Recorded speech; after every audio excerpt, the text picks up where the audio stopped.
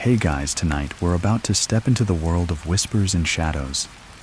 It's the kind of night where the air feels thick, where the quiet is too deep, almost as if the world is holding its breath. And somewhere out there in the far corners of the dark, there are things watching things that move, when you're not looking, only to vanish when you do.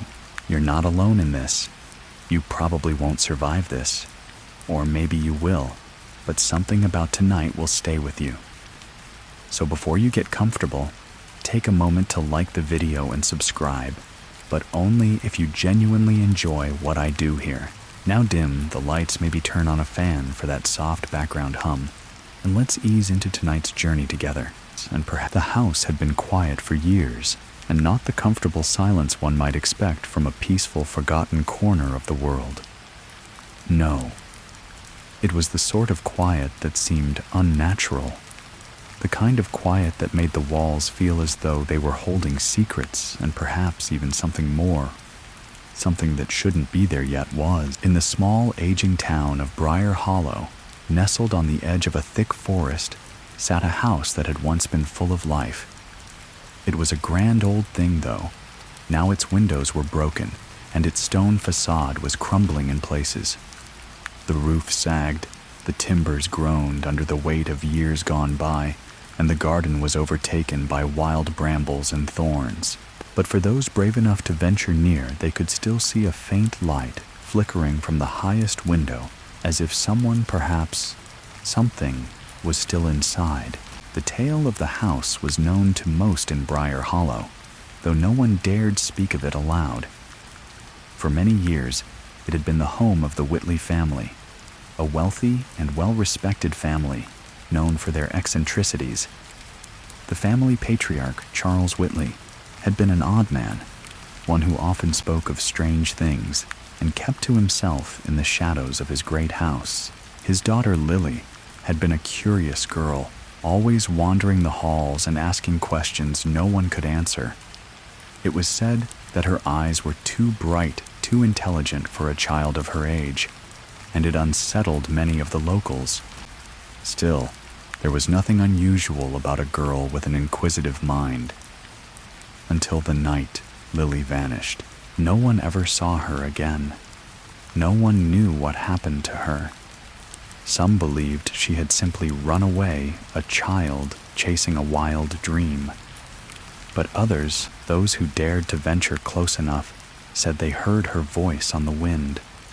Faint whispers barely audible calling her name. The house was abandoned after Lily's disappearance. Charles Whitley, heartbroken and mad with grief, shut himself in his study and refused to come out. Then one evening, the sound of his voice, his low, mournful voice, was heard echoing through the empty halls, but no one saw him again. The whispers began, after that, drifting from the cracks in the old walls, from the rusted pipes, and the dim corners of the darkened rooms. The townsfolk told stories of the house stories that spoke of things not quite human, of shapes that moved at the edge of your vision, of cold hands that brushed against your skin when the air stood still. It wasn't long before the house gained a reputation. People stayed away, walking wide circles around its perimeter. Those who had once lived nearby moved to other towns, to places where the shadows didn't seem so heavy, and the wind didn't carry strange whispers. But like all things forgotten, there were always those who sought to uncover the truth, to find out what lay hidden in the darkness. And so it was that Michael and Elena, a young couple looking for adventure, found themselves standing before the decaying gates of the Whitley house one autumn evening. They had heard the stories, of course they had. Everyone in Briar Hollow knew the tales, but they had never taken them seriously. Who it was, just an old house after all. It had to be. Their laughter echoed in the air as they approached the iron gates. Elena adjusted her camera, taking shots of the spooky surroundings while Michael fumbled with a flashlight. They had decided to spend the night there, an attempt to add some excitement to their otherwise dull lives. It would be fun, they thought. It would be thrilling. "This is crazy," Elena laughed. I mean seriously. Who even believes in ghosts? Michael smirked. Not us, of course, he said, his voice filled with mock confidence. They made their way up the cracked stone path leading to the front door, the sound of their footsteps muffled by the thick carpet of leaves that covered the ground. As they neared the entrance, the front door, once grand, now rotting and weathered, stood slightly ajar, as if inviting them in. You first, Elena teased, nudging Michael. He hesitated for just a moment before pushing the door open. It creaked loudly, echoing down the empty halls of the house. Inside, the air was thick with dust, and the faint smell of mildew lingered in the air. Their flashlights swept over the grand staircase, the ornate banister still standing proudly despite the wear of time. The walls were covered in faded wallpaper, its once vibrant pattern now barely visible beneath years of dirt and decay. It felt as though the house was alive, breathing softly, holding its secrets close. This place feels off, Elena said, her voice softening as she gazed around. Michael chuckled nervously, his hand gripping the flashlight a little tighter. It's just old. You know, the kind of spooky vibe that comes with any abandoned house. Nothing to worry about. But even as he spoke, he felt it. Something lingering in the air, a presence that watched from the shadows. It was subtle at first, like the quiet hum of a distant memory, but it was there. Something was waiting. They made their way deeper into the house, their footsteps falling in rhythm. As they moved through the corridors, the floorboards groaning beneath their weight. Elena's camera clicked away, capturing every corner, every detail. But when she lifted it to snap another photo, her hand froze. A faint shadow moved across the wall. Michael didn't see it at first, but Elena's expression changed, her face pale, her eyes wide. She stared, her breath catching in her throat. Did you see that?" she whispered, voice trembling.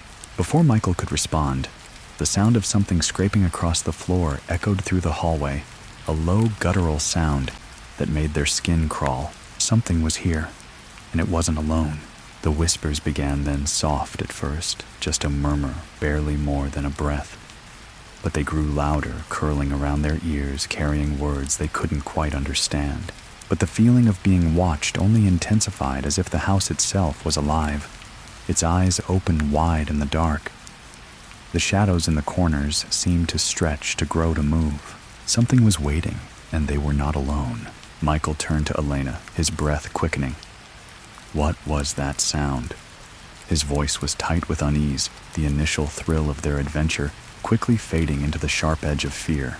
Elena's hand trembled as she lowered the camera. She glanced around, her eyes darting over the dim, decaying walls. I don't know. I thought I saw something move, but it couldn't have been. The air in the hallway grew colder, and the distant sound of the scraping continued, faint but persistent. The hairs on Michael's neck stood on end as he swept the flashlight back and forth, his grip tightening. There was something in the house with them, something that didn't belong. Let's go back, Elena suggested, her voice barely above a whisper. She stepped back, moving toward the entrance, but Michael hesitated. No, we came here for a reason. We're staying. She stopped in her tracks, her eyes flickering with uncertainty. Michael, I don't think this is a good idea. This place? It's not right. He didn't respond right away. Instead, he turned and looked down the hallway, his flashlight catching the edge of a door at the far end, just barely ajar. It seemed to beckon him, an inexplicable pull that urged him to investigate. We'll just take a quick look. We're already here. Against her better judgment, Elena followed him as he moved down the hallway. The air seemed to grow heavier with each step. They took the oppressive silence, broken only by the faint sound of their footsteps and the scraping which seemed to follow them. They reached the door at the end of the hall. It was old, its wood darkened with age, the edges chipped and worn. Michael reached for the handle, but before his hand could make contact, the door creaked open on its own. A gust of cold air rushed out, carrying with it the scent of something ancient and musty. The room beyond was dim, the light from their flashlights barely penetrating the gloom. The walls were lined with shelves, some of which were sagging under the weight of forgotten objects. Dust motes danced lazily in the beam of light, and cobwebs clung to the corners. At first, nothing seemed out of the ordinary, just a neglected, dusty old room. But then, Michael's flashlight flickered. For a moment, it went dark, and in the brief absence of light, he thought he heard a soft whisper. The sound, like a faint, unintelligible voice. Did you hear that? Elena's voice was barely audible, her eyes wide with growing fear. Before he could answer, the flashlight sputtered back to life, and they both gasped. A figure stood in the far corner of the room. At first, it looked like nothing more than a shadow, a trick of the light. But as their eyes adjusted, they saw the figure clearly, a woman, her features obscured by the darkness, standing still watching them. Her face was pale, almost ghostly, and her eyes bright and unsettling seemed to glimmer in the dim light. Her hair, long and dark, hung loosely around her shoulders, and her posture was stiff, as though frozen in time. For a moment, Michael and Elena just stared, unable to move, unable to breathe. The room felt colder, the air heavier, as if the figure itself was pulling the life from the space around them. Then the figure shifted just slightly, but it was enough. Her eyes locked with theirs, and a chill ran down their spines. Lily, the name escaped Michael's lips before he could stop himself. The words were quiet, barely a murmur, but in that moment, it didn't matter. The figure's eyes seemed to widen ever so slightly, and though no words came from her mouth, Michael could feel the heavy weight of her gaze pressing into him. He swallowed hard, taking a step back. We should go." But before they could turn, the door slammed shut behind them with a deafening bang. Panic surged through them, and Michael's heart hammered in his chest. Elena, now visibly trembling, reached for the doorknob, pulling frantically, but it wouldn't budge.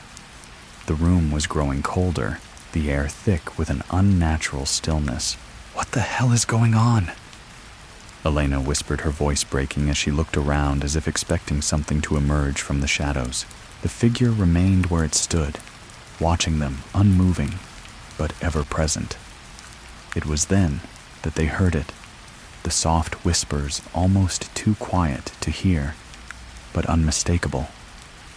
They seemed to come from all directions, the voices swirling in the room, overlapping and rising like a slow crescendo. Michael's heart pounded louder, the sound of his pulse filling his ears, drowning out everything else. The whispers grew louder, clearer, and the words, if they could be called words, became more distinct. "Lily, Lily." It was as if the house itself was calling out to them, to him, to Elena. The air seemed to thicken around them, and the shadows in the corners of the room seemed to stretch, contorting unnaturally, as though they were reaching for something or someone. "We need to leave. Now," Elena cried, her voice shaking. She yanked harder on the door, her eyes wild, filled with terror. But the door didn't move. The room felt like it was closing in on them, as if the walls were pressing tighter and tighter with each passing second. Michael turned toward the figure in the corner, his mind racing. What was it? Who was it? The name she had spoken. Lily, was it the same Lily from the town's stories? The one who had disappeared all those years ago? Suddenly, the figure stepped forward, her feet gliding across the floor without making a sound. Her face was still obscured, but her presence filled the room, suffocating in its intensity. "Lily," Elena cried, her voice breaking as she pressed herself against the door, the desperation clear in her eyes. "Please let us go." The figure didn't respond. She simply stepped closer, her eyes glimmering in the dark. And then the whispers stopped. Everything went silent. The world held its breath. It wasn't just silence, though. It was the kind of silence that weighed heavy, like a presence in the room that had been there all along, watching, waiting. The figure took one final step forward, her eyes never leaving them. And then, with a voice that felt like it came from the walls themselves, she spoke. "Leave, before it's too late." The words hung in the air, thick and suffocating, like a shadow that refused to lift. Michael and Elena stood frozen, their breath caught in their throats. The silence that followed was deeper than any they had felt before. It wasn't just the absence of sound. It was the kind of quiet that made everything feel wrong, like they weren't meant to hear the stillness at all. The figure before them seemed to loom even larger now, though she hadn't moved. It was as if the room itself was bending around her presence, pulling them toward her, unwilling to let them escape. Her eyes glimmered in the dim light, still unreadable, yet somehow full of sorrow and warning. Michael's hand trembled on the door handle, but it still wouldn't budge. He turned his gaze to Elena, who stood beside him, her face pale, her lips parted in quiet terror. She was shaking now, her hands gripping the edge of her jacket, as though she were trying to hold herself together. But it was obvious that the weight of the house, the weight of the eyes watching them, was too much. "We have to get out," Elena whispered, her voice thin, breaking on the edge of panic. But Michael didn't move. His mind was racing, spinning through every story he'd heard about this place, every tale that had circled the town, every whisper that had been passed from one person to the next. Lily, the name echoed in his head louder now. Was this the same girl? Was this her spirit, trapped in this house, waiting for something? Waiting for him. The whispers began again, quieter now, but unmistakable.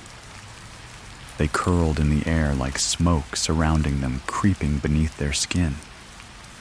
And in those whispers, Michael thought he heard something new, something that made his heart race.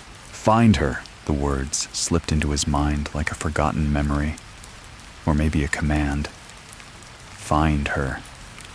But who was it, Lily, they were supposed to find?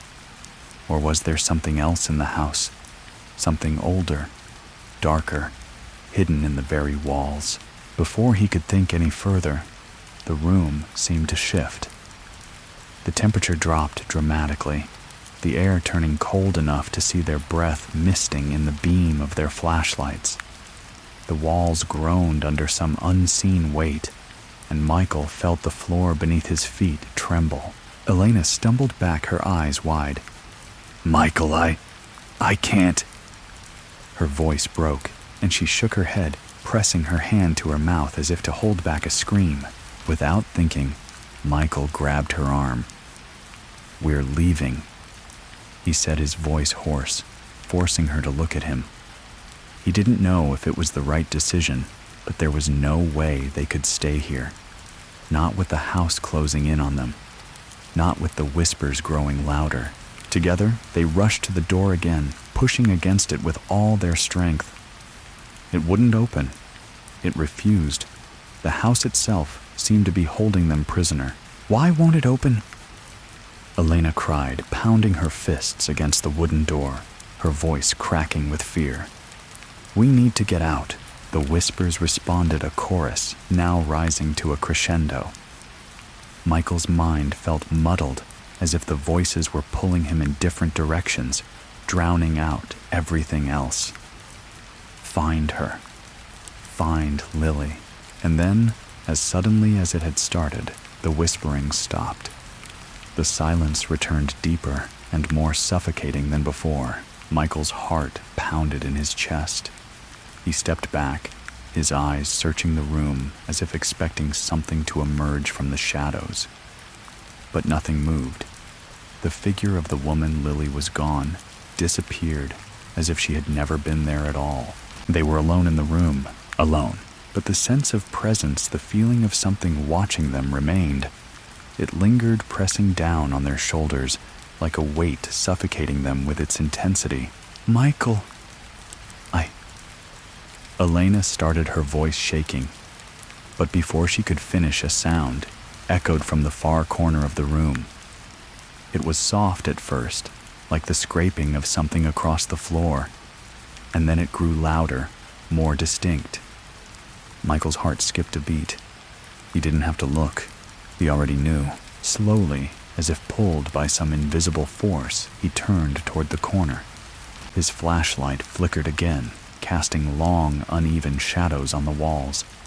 The air was thick with tension as Michael stepped forward, every instinct screaming at him to run. But he couldn't. He was frozen. The whispers, "Find her," were too strong now, too overwhelming. The corner of the room seemed darker than the rest, as though something in the shadows had absorbed the light. Slowly, Michael raised the flashlight. His hands were unsteady, but he had to know. He had to see what was hiding in the darkness, and then he saw it. A figure crouched low to the ground.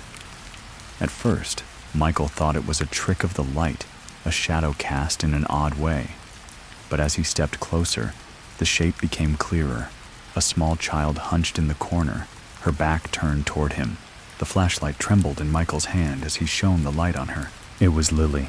She was small, no more than 8 or 9, with long, tangled dark hair. Her clothes were torn, her face pale as if she hadn't seen the light of day in years. Her body was thin, her arms and legs twisted at unnatural angles. She sat there unmoving, like a broken doll abandoned in the dark. "Elena," Michael whispered, but his voice faltered as he looked at the child. She didn't move.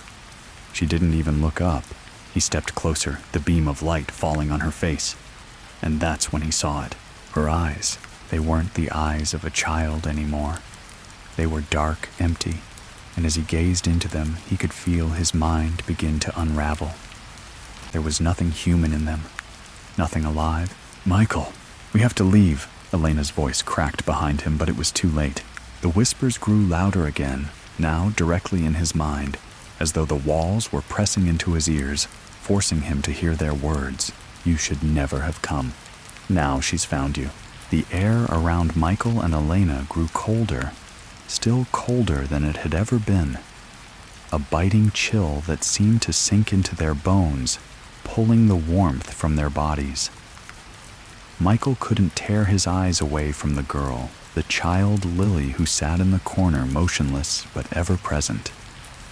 Her empty eyes, dark and lifeless, stared into him as if they were digging into the very fabric of his mind. "Michael!"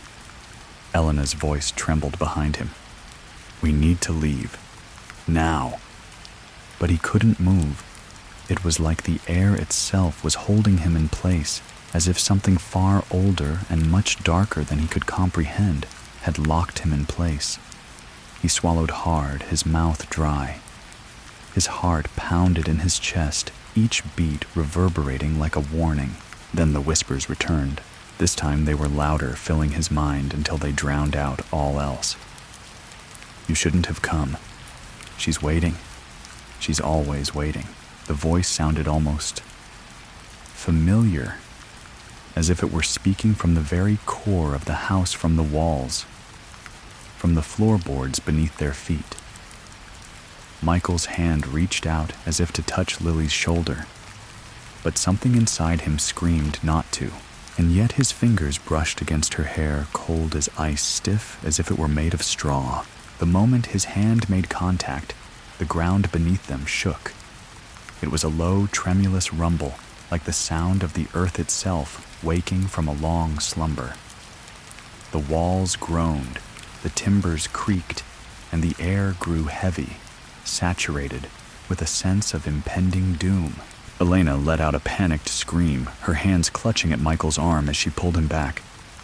"Michael, we have to get out. This place is cursed," but he couldn't respond. He was still staring at Lily, who had started to move.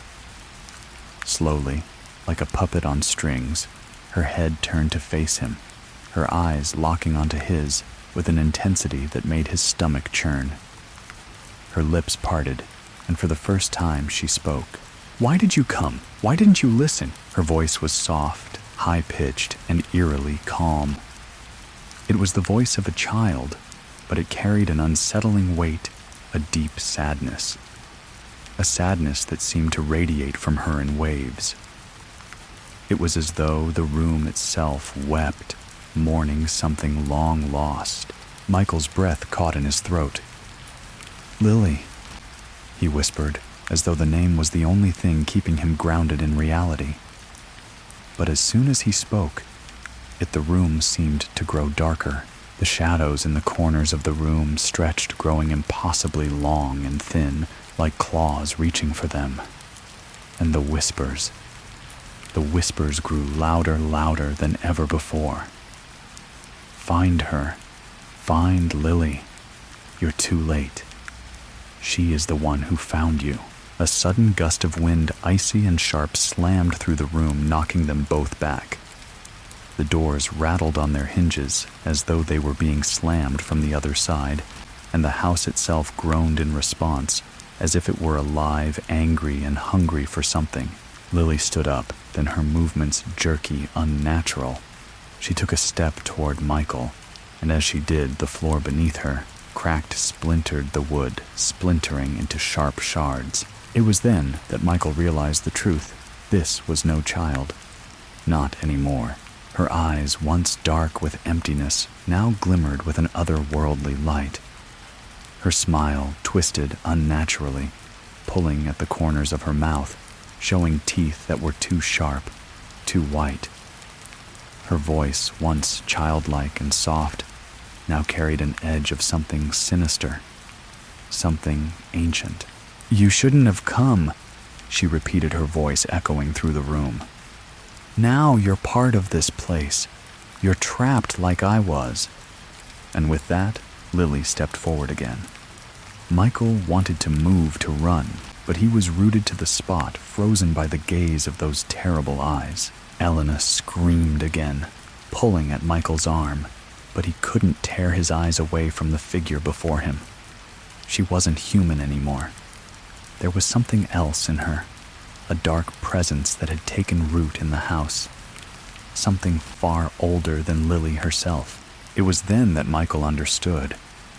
This wasn't just about Lily anymore. This was about the house, the shadows, the very essence of the place that had devoured her. And now it was hungry for them too. Suddenly the door behind them slammed open with a deafening bang, the force of it nearly knocking them both off their feet. The wind howled through the open doorway, and for a split second, Michael caught a glimpse of something in the distance. Something moving too fast to see clearly, but undeniably there, creeping just beyond the threshold of the doorway. "Run!" Elena shouted, her voice desperate. She pulled Michael away, dragging him toward the door. But as they reached it, the door slammed shut again with an unnatural force, as if the house itself had sealed them in. "Get away from the door!" Michael shouted, but it was already too late. The walls around them seemed to close in the shadows, pulling tighter, coiling around them like a serpent ready to strike. The air turned thick again, saturated with the musty, decaying scent of the house, and the sound of scraping intensified, louder, closer. From every corner, from every crack in the walls, came the whispers. And they were no longer whispers. They were screams, shrieks of tortured souls, of things trapped inside, yearning to escape. "Michael, please!" Elena cried, her voice breaking as she frantically tried to pull at the door. "We have to leave. We have to..." But before she could finish, the light above them flickered, then went out, plunging them into darkness. The whispers grew deafening. A cold hand suddenly brushed against Michael's arm, sending a wave of terror through his body. His heart raced as he turned toward the source, his breath caught in his throat. And then through the blackness, a voice whispered just inches from his ear, "Leave before she finds you." The voice hung in the air, close and suffocating, like a breath shared with the darkness itself. Michael could feel the coldness of it creeping under his skin, making the hairs on his neck stand at attention. The darkness around them seemed to pulse, as if the house itself were breathing, living, watching. His heart thudded in his chest so loud he thought it might drown out everything else. He tried to move, to run, but his legs were frozen like they were being held by invisible chains. The fear had him in its grip, paralyzing him in place. And through the thick veil of terror, all he could hear were the whispers. "Find her. before she finds you." The words repeated in his mind, growing louder with each passing second, until they were a constant gnawing presence in the back of his skull. He could feel the weight of them pressing down on him, as if the house was trying to squeeze the air from his lungs. Elena's frantic breathing cut through the haze of whispers, and he turned to her, his hand reaching out in a desperate attempt to comfort her. But she was shaking, trembling violently, her eyes wide with terror. "Michael, what is happening?" she gasped, her voice breaking. "What is this place?" Before Michael could answer, the door behind them, the one they had tried so desperately to open, rattled again. But this time, the sound wasn't like the wind.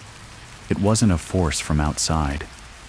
No, this was something else.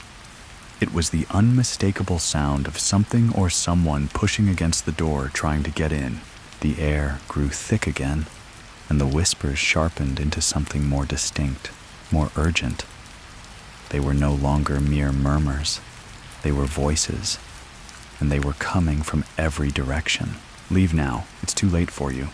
Leave or she'll take you, like she took me." The voice was low and hoarse, dragging itself through the air like a ragged breath. It was unlike anything Michael had ever heard, yet there was something disturbingly familiar about it. The words, the tone, they all felt so wrong, so unnatural. "Elena, we need to move," Michael said, his voice hoarse, filled with an edge of panic. He reached for her hand, but just as he did, the temperature in the room dropped even further. A freezing gust of wind blasted through the dark space, and for a moment, Michael thought he could see something in the darkness, something moving, something watching them. From the corner of his eye, he caught a glimpse of something tall, too thin, stretching unnaturally into the shadows. It was a shape long and twisted, its arms hanging like limp branches, its legs bent at odd angles. It had no face, just a blur, a silhouette of something that shouldn't be.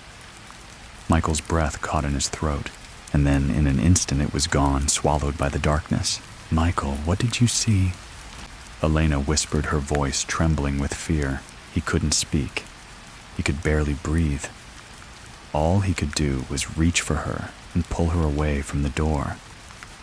He turned, pushing her toward the hallway, trying to make sense of what was happening. But the house was closing in around them.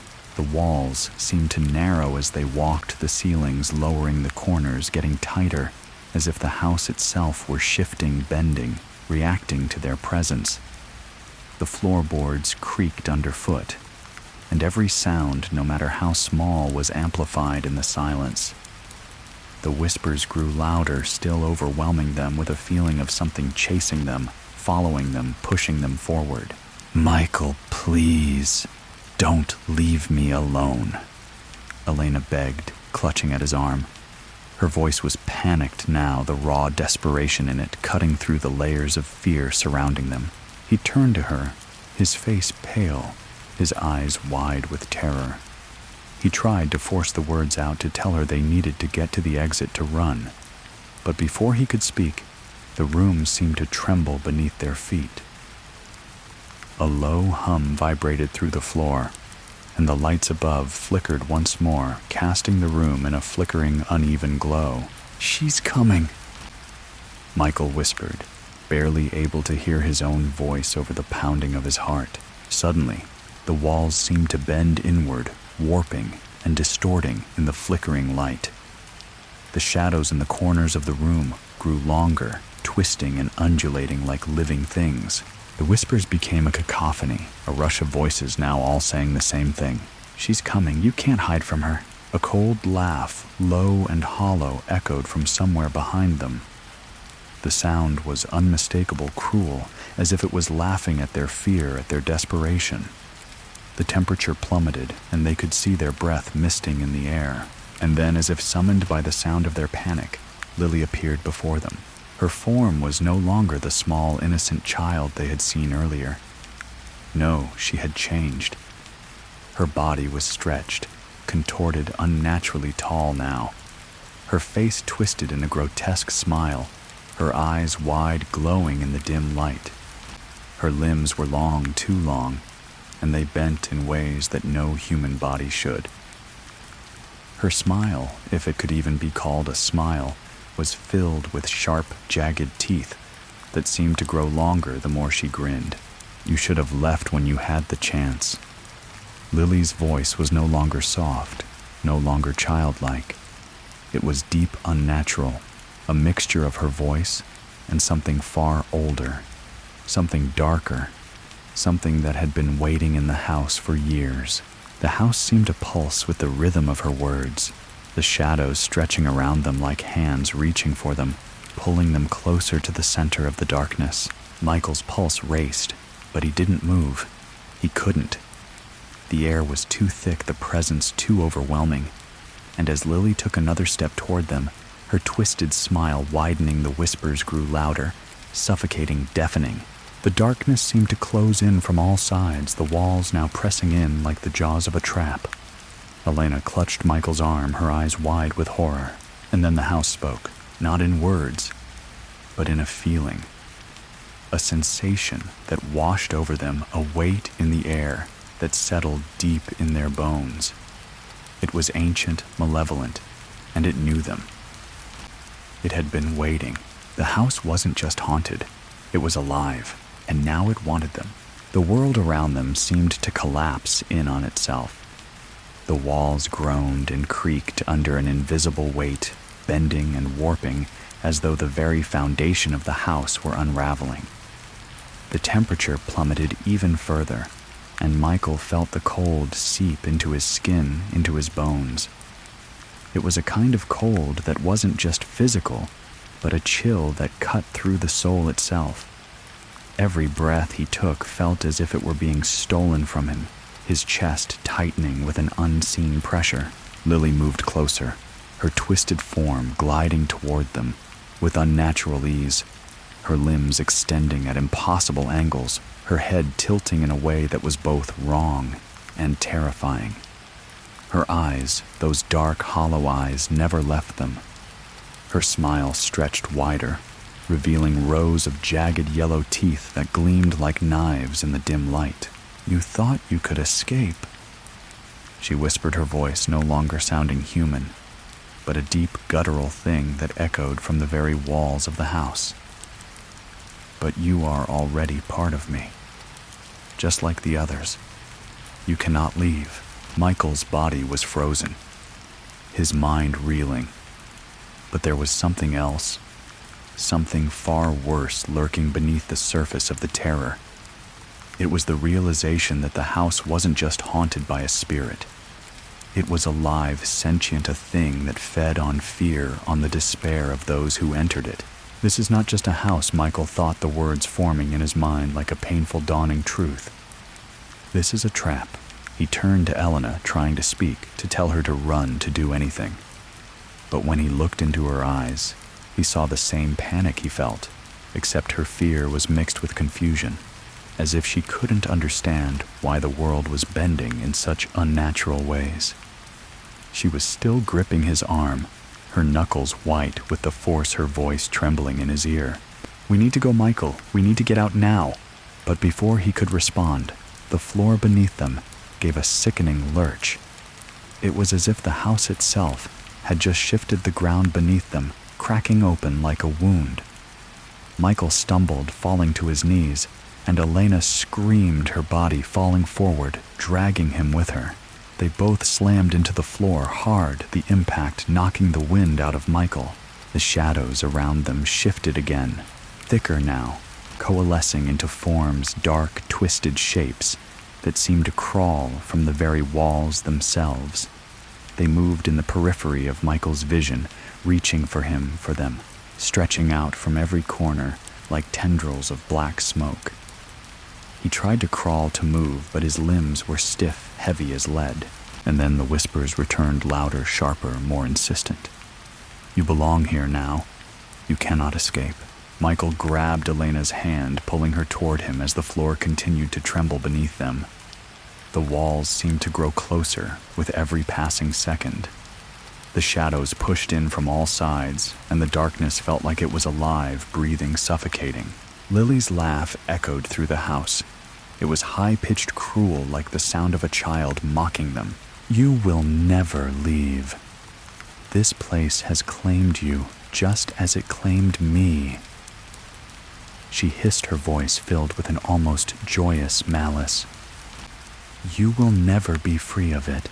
It will never let you go." Suddenly, the shadows in the room swirled around them, moving faster, congealing into one massive, oppressive presence. Michael and Elena were surrounded, unable to see the walls anymore. As the house seemed to collapse around them, the shadows pressing in like claws. "Michael, please." Elena cried, her voice breaking, her body trembling against his. "I don't want to die here. Not like this." Her words struck Michael like a physical blow. The desperation in her voice was too much. He couldn't just sit there. He couldn't let this happen.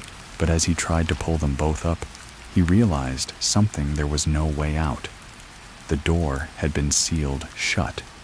The windows were barred with shadow, and the house itself was closing them in. They were trapped.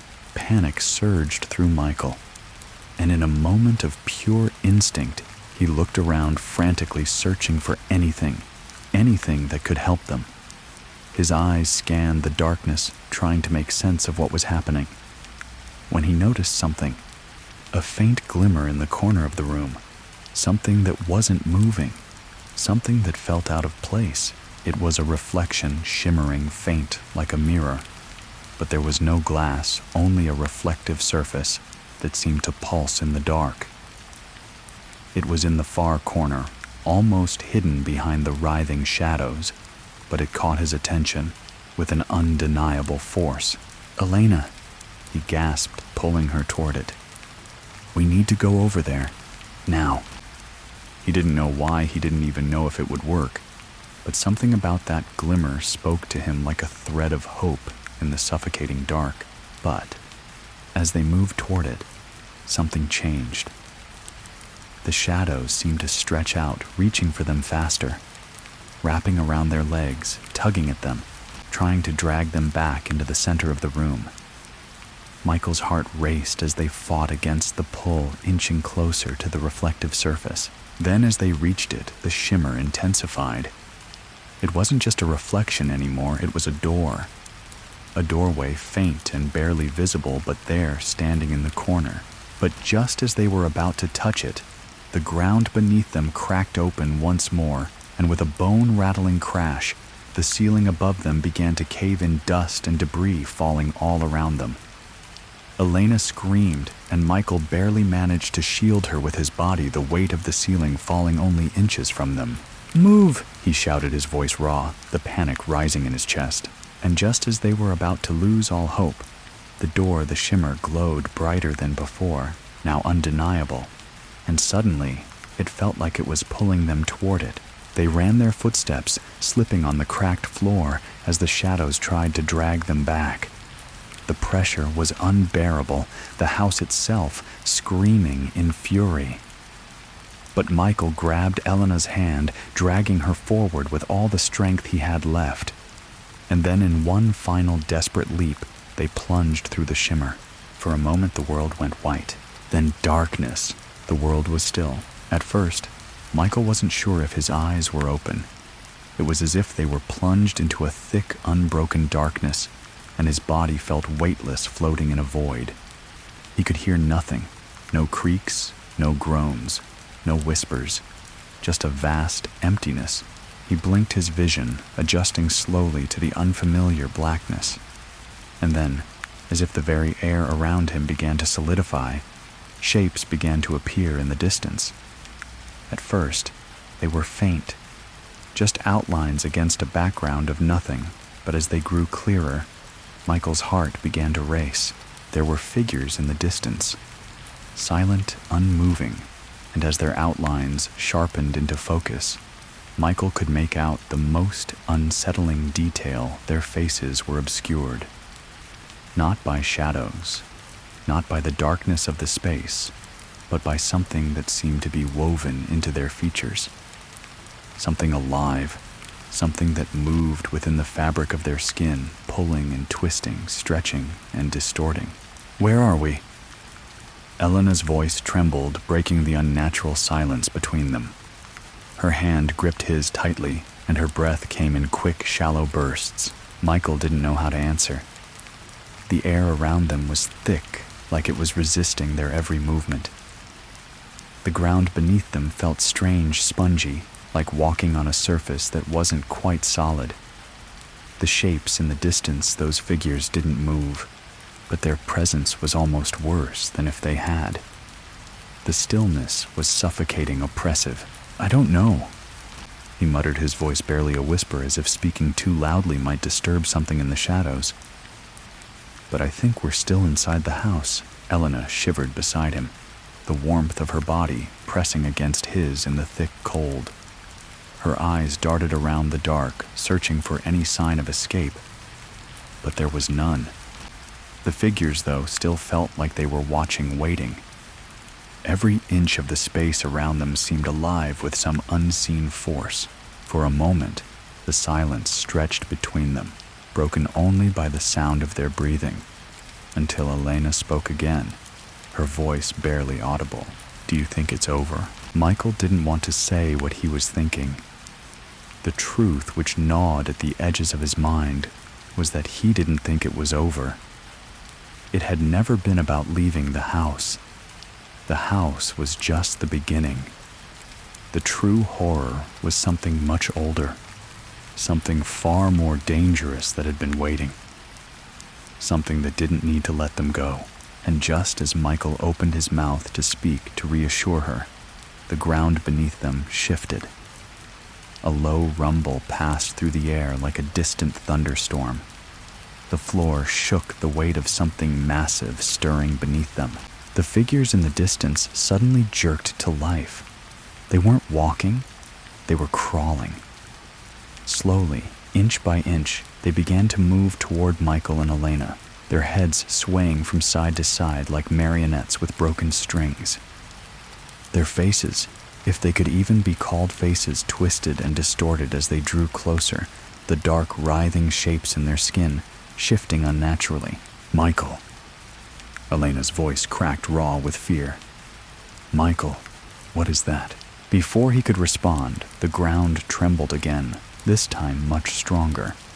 A thick black mist began to rise from the edges of the space, swirling around their legs, thickening the air.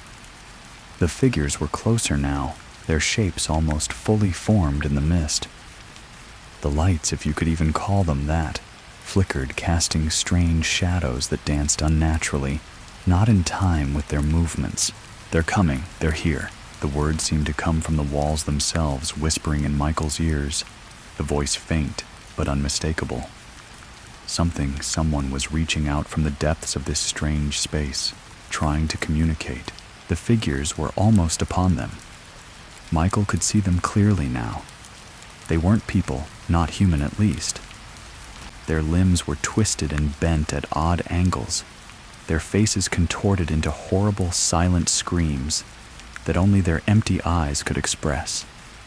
The faces were devoid of expression, save for the dark, wriggling shadows inside, as though something was squirming beneath their skin, moving of its own accord.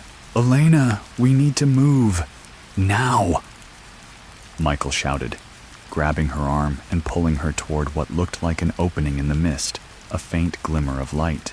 They ran, their footsteps heavy on the shifting ground, but the mist seemed to pull them back, tugging at their legs like hands grabbing at them from the darkness.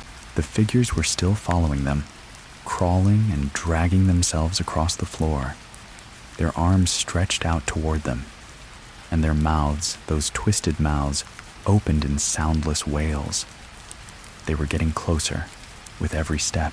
Michael's heart raced in his chest, his breath coming faster, the darkness pressing in on them from all sides. Elena was struggling to keep up her legs, giving way beneath her, but Michael wouldn't let go. He wouldn't let her be dragged back into that nightmarish swarm. "We can't outrun them," Elena gasped, her face pale with terror. He didn't answer, only pulled her faster, the light in the distance growing ever nearer. The figures behind them were gaining on them. He could hear their scraping, the sound of nails dragging across the ground, and the soft, raspy breath of their non-existent mouths. They were closing in, relentless in their pursuit. Michael's hand reached out, finally touching the edge of the light, and in an instant, everything shifted. The mist disappeared. The figures dissolved into the shadows, and Michael and Elena were plunged into an entirely new space. The air was still cold, but clearer. The oppressive weight of the house, the suffocating presence, was gone. The light around them felt strange, almost unnatural, too bright for a place that had just been consumed by darkness. They stood in the middle of an empty, stark white room. No walls, no doors, just empty space stretching out into infinity. There was nothing around them, no signs of the twisted figures that had chased them. And then slowly the room began to move. A low hum filled the air like the sound of a deep, resonating bell ringing far away. The light shifted, flickering again. Shadows seemed to stretch and flicker around the edges of the room, as if the space itself was in flux. Michael turned to Elena, his heart still racing. She looked just as bewildered, her wide eyes locked onto the emptiness around them.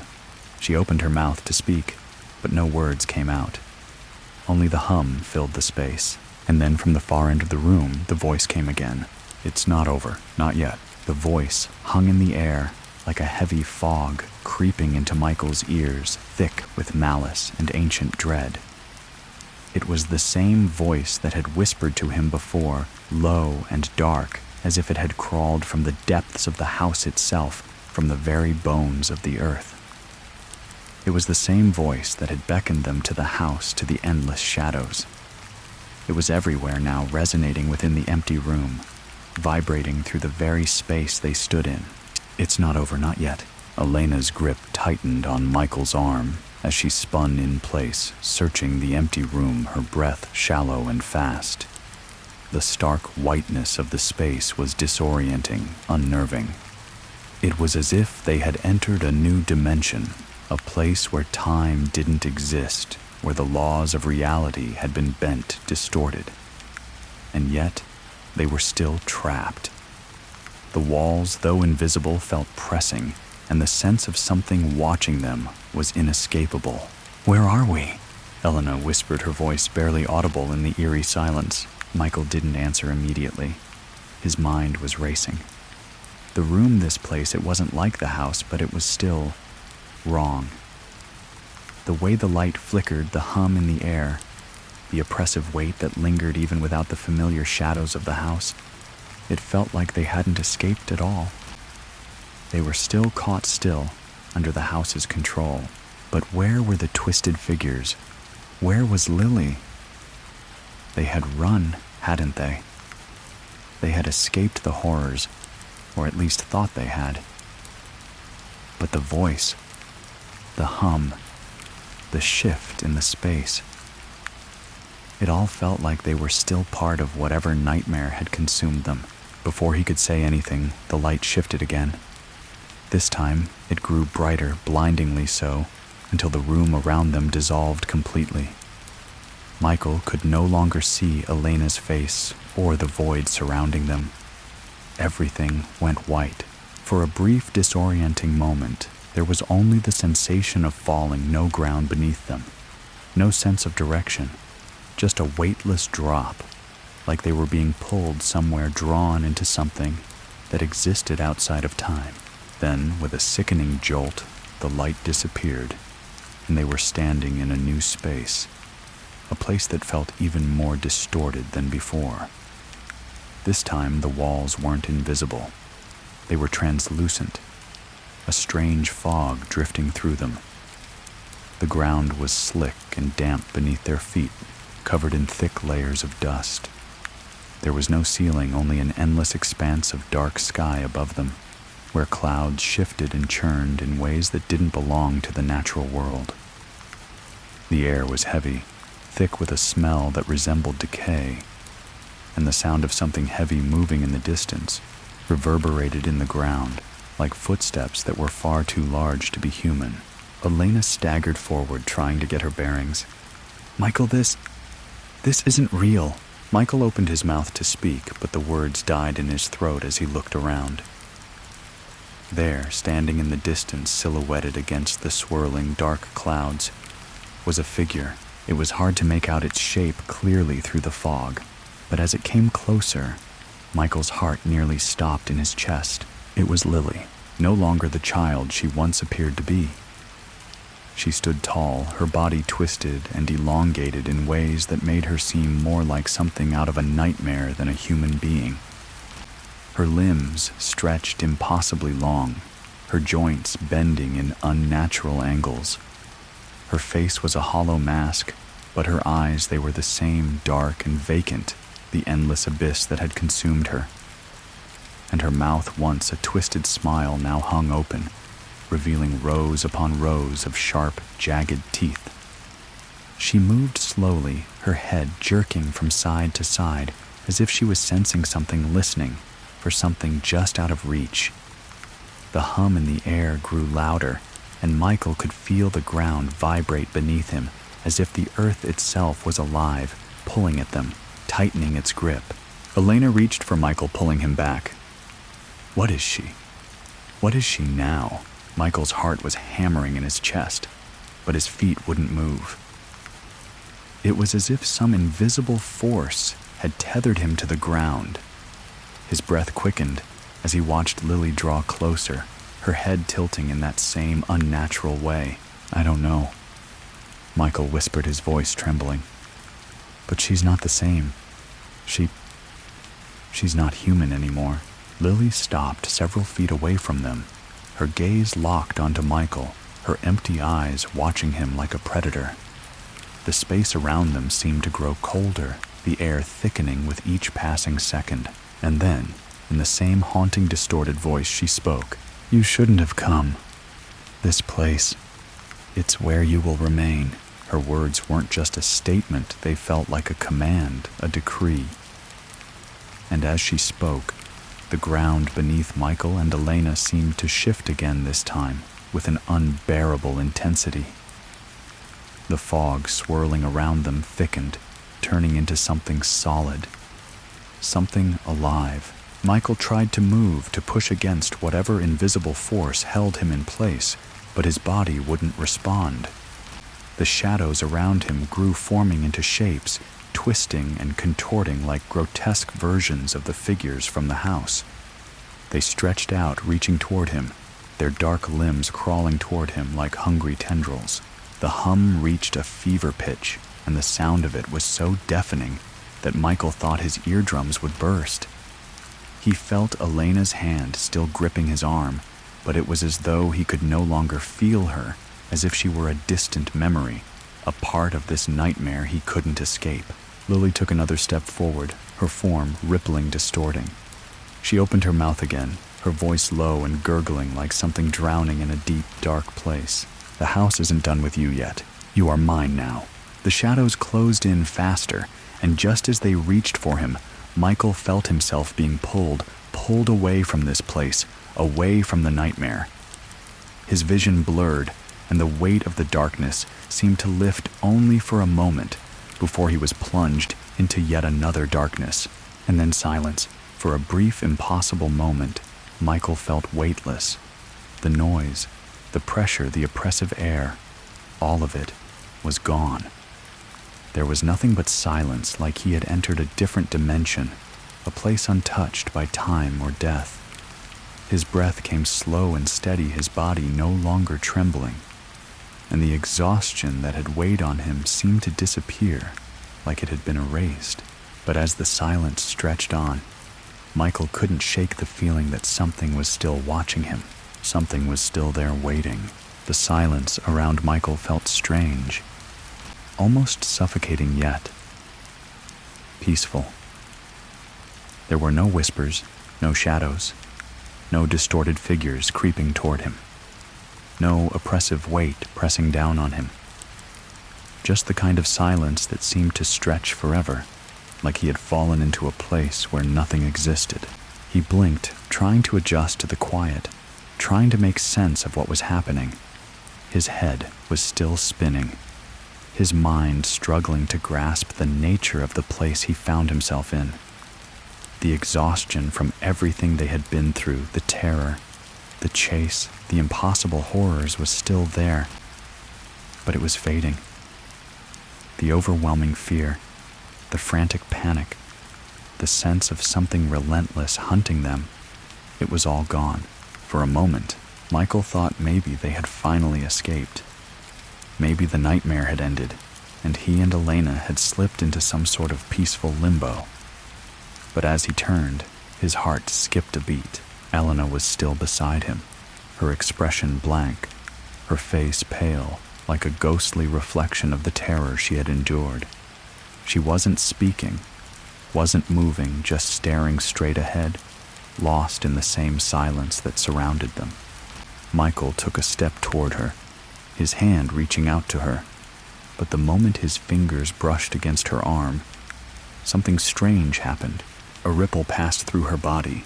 It was subtle, but unmistakable, like the fabric of reality had bent around her, and suddenly Elena's form flickered, her face distorting as if she were a reflection on water. Her eyes glazed over, and for a brief, terrifying moment, Michael thought she was no longer real, that she was a ghost, a remnant of what had happened to them. "Elena," he whispered, his voice faltering. She didn't answer. The silence was beginning to feel unbearable. The absence of sound, the absence of life, it was unnatural. Michael stepped back, his heartbeat thudding in his ears, his mind racing. What was happening? Where was this place? Why were they still here if they had escaped? Was this some kind of afterlife? A place where the house had consumed them, and now it had trapped them forever. Then a movement caught the corner of his eye. At first, he thought it was just the lingering effects of his panic, his brain playing tricks on him. But no, there was something there. It was faint, but Michael could see a figure emerging from the white nothingness. It was a silhouette at first, just a dark shape against the glowing backdrop of the empty space. Then it began to take form. The figure was tall, taller than any normal human, and its outline was jagged, almost shifting like a mirage. The edges of it flickered in and out of existence, as though it didn't belong in this place, like it was trying to force itself into reality. As it stepped forward, Michael's breath caught in his throat. He recognized it. It was Lily, but not the Lily he had seen earlier, the twisted, inhuman thing that had stalked them in the house. No, this was something different. This Lily looked almost human. Her body was whole, her limbs no longer elongated or twisted. She appeared as a girl again, the same child who had vanished all those years ago, the one whose story had haunted the town of Briar Hollow. Her dark hair fell in messy waves around her face, and her eyes, those eyes, still gleamed with that eerie, unnatural light. But her expression was different. She didn't look angry or malicious anymore. She didn't look like the monster that had chased them through the house.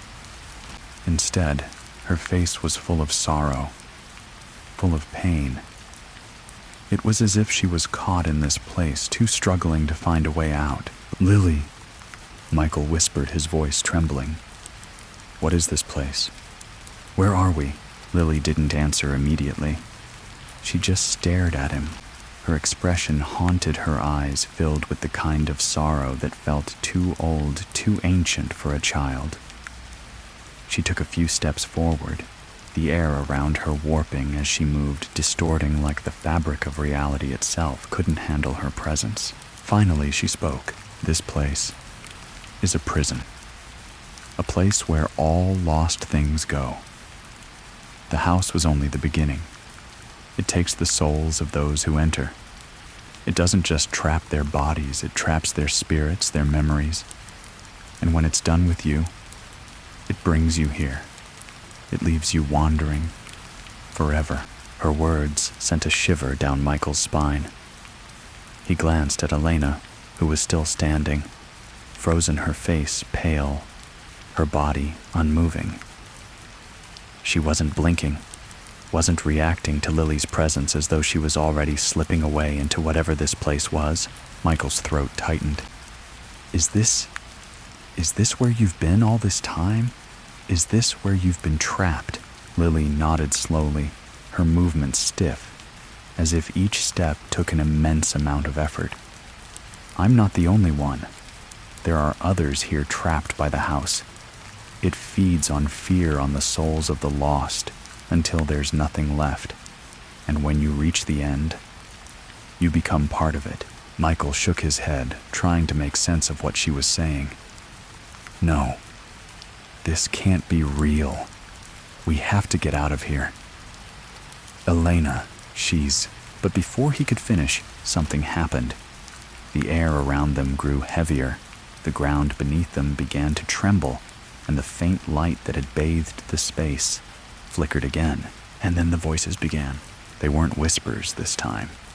No, they were louder, more distinct.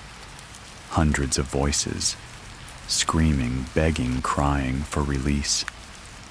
The sounds came from all directions, from the very walls of this strange, empty space. Michael. Elena. Lily's voice broke through the cacophony of cries. You're not alone. It's not just the house. The house is just a doorway to something older. Something far worse. The darkness began to creep back in around them, stretching and growing from the edges of the empty space. The figures Michael had seen before, the twisted, crawling things, started to form once more, rising from the shadows. They were crawling toward him, but this time there was something different about them. They weren't attacking. They were waiting. Waiting for what? The ground trembled again, but this time it wasn't just the earth. It felt like something beneath the space itself was shifting, pulling, trying to drag them back into the depths of the darkness. Michael's heart pounded in his chest. The weight of the place was unbearable now. The oppressive force around them grew suffocating, pushing in from all sides. Elena, Michael shouted, his voice breaking, but it was too late. The shadows closed in faster, and in that moment, Michael realized the horrible truth. They hadn't escaped. They had only entered a deeper part of the nightmare. And now it was claiming them. The shadows closed in with terrifying speed. The air was thick with an unnatural pressure, as if the very space around them was squeezing, tightening, pulling them into its suffocating embrace. The dark figures, twisted and contorted, were almost upon them. Michael could feel the icy tendrils of the mist creeping up his legs, pulling at him, dragging him back toward the center of the void. The space around him seemed to swirl, the walls of darkness pressing closer, as if the world itself were collapsing inward. Elena, Michael screamed, panic rising in his chest. Wake up, we have to get out of here. But Elena didn't respond. Her body was frozen, her eyes vacant, her face pale as death. She had stopped reacting to everything. The terror that had once gripped her, now replaced with an eerie, blank stillness. She wasn't just lost in this place, she was becoming part of it. Michael's heart ached. He couldn't lose her. Not like this. He couldn't let the house claim them both. He reached out to her, shaking her lightly, desperately, but she didn't budge. The figures were getting closer now, their twisted, malformed bodies crawling slowly, deliberately across the ground. Their mouths hung open, gaping wide, and Michael could see that their teeth were jagged, their faces twisted into grotesque masks of agony and rage. The air was thick with their presence, and their every movement seemed to fill the space with a suffocating dread. Lily's voice echoed through the stillness. You can't escape it. It's already inside of you. The house. It doesn't let go. It never lets go. The words cut through Michael's chest like a blade. He felt a coldness spread through his bones as the realization hit him he was trapped, and so was Elena. There was no escape from this place, no way out. Suddenly, the dark figures stopped moving. They hovered just outside of reach, watching him with those empty, soulless eyes. Michael stood frozen, unable to move, unable to tear his gaze away from the things that were once human. His throat was dry, his body trembling with fear. The coldness in the air was unbearable, but he couldn't bring himself to move. Then, without warning, the figure of Lily stepped forward. She was different now. Her twisted, elongated form had begun to smooth out her face, more distinct, her eyes sharp with an unsettling clarity. She looked at Michael, her expression almost pitying. "You should have listened," she said, her voice no longer distorted but calm and haunting. "The house, it feeds. It changes you." Michael's chest tightened as the darkness around them seemed to pulse in time with Lily's words, as though the house itself were alive and listening. It wasn't just a place, it was an entity, an ancient force that had been waiting for someone to step into its domain. "I'm sorry," Michael whispered, his voice cracking. "I didn't know." Lily took another step closer, her eyes locking with his. There was no malice in her gaze, just a cold understanding, a resigned knowing. "You don't need to understand," she said softly. "You've already been claimed. This place has already taken you, just like it took me." And as she spoke, Michael felt it like a presence moving inside him, a cold, dark weight settling into his chest. It wasn't just the house, it was the house inside him. The whispers from the walls, the shifting shadows, the relentless pressure of the space around him, they were inside him now, in his mind, in his heart, in his very soul. The figures around him moved again this time, faster, like they were being pulled by an invisible force. They rushed toward him, their jaws snapping open, their limbs stretching unnaturally as they closed in their forms, melding with the shadows. Michael's breath caught in his throat as he felt the weight of their presence pressing down on him, suffocating him. But just before they reached him, Lily's voice cut through the darkness. "Don't fight it," she said, her voice laced with a strange sadness. "You'll never escape it. It's what happens when you step into the house. It takes everything, your body, your soul, your memories, and then it becomes part of you. The house will never let you leave." A chill washed over Michael. He could feel the pull of the house deep in his chest, the insidious weight growing heavier with each passing second. The figures reached out for him, their claws brushing against his skin, but he couldn't move, couldn't run. The space around them was closing in the shadows, wrapping tighter and tighter until there was no way to breathe, no way to escape. And then something changed. For the first time since they had arrived, Michael felt a spark, a glimmer of something inside him, something that wasn't consumed by the darkness. It was faint, but it was there. A voice inside him, his own voice whispering, calling him to fight. Fight it. The words were clear now. The presence in the room, this place, this prison, it wasn't just the house. It was something older, something more ancient, feeding off the fear and suffering of those trapped inside. But the house wasn't just a passive entity. It was a reflection of the ones it consumed, a reflection of the fear, the sorrow, the despair they felt. Michael clenched his fists, the words in his mind growing louder. Fight it. He wasn't sure how, he didn't even know if he could, but he knew this. He wasn't going to let it take him. He wasn't going to let it claim Elena. Not like it had claimed Lily. He stepped back, his body shaking with the effort. "I won't let you take us," he said through clenched teeth. His voice was weak, but it was there. He could feel his will pushing against the suffocating force of the house. And then, just as he thought the shadows were going to consume him entirely, the figures around him paused. Their movements stilled. The room fell silent again. Michael looked to Elena, who was still frozen, but something in her eyes had changed. It was subtle, a flicker of recognition, but it was there. She was still in this place, but she wasn't lost. Not yet, and that was enough. The house was feeding off their fear, but Michael had found something stronger. Hope. And it was that hope, however small, that would be their way out. He reached out to Elena, pulling her gently toward him. "We're going to fight this," he said, his voice more sure now. "We're going to get out of here." Lily's face twisted into something darker, her eyes narrowing. "You can't escape," she whispered.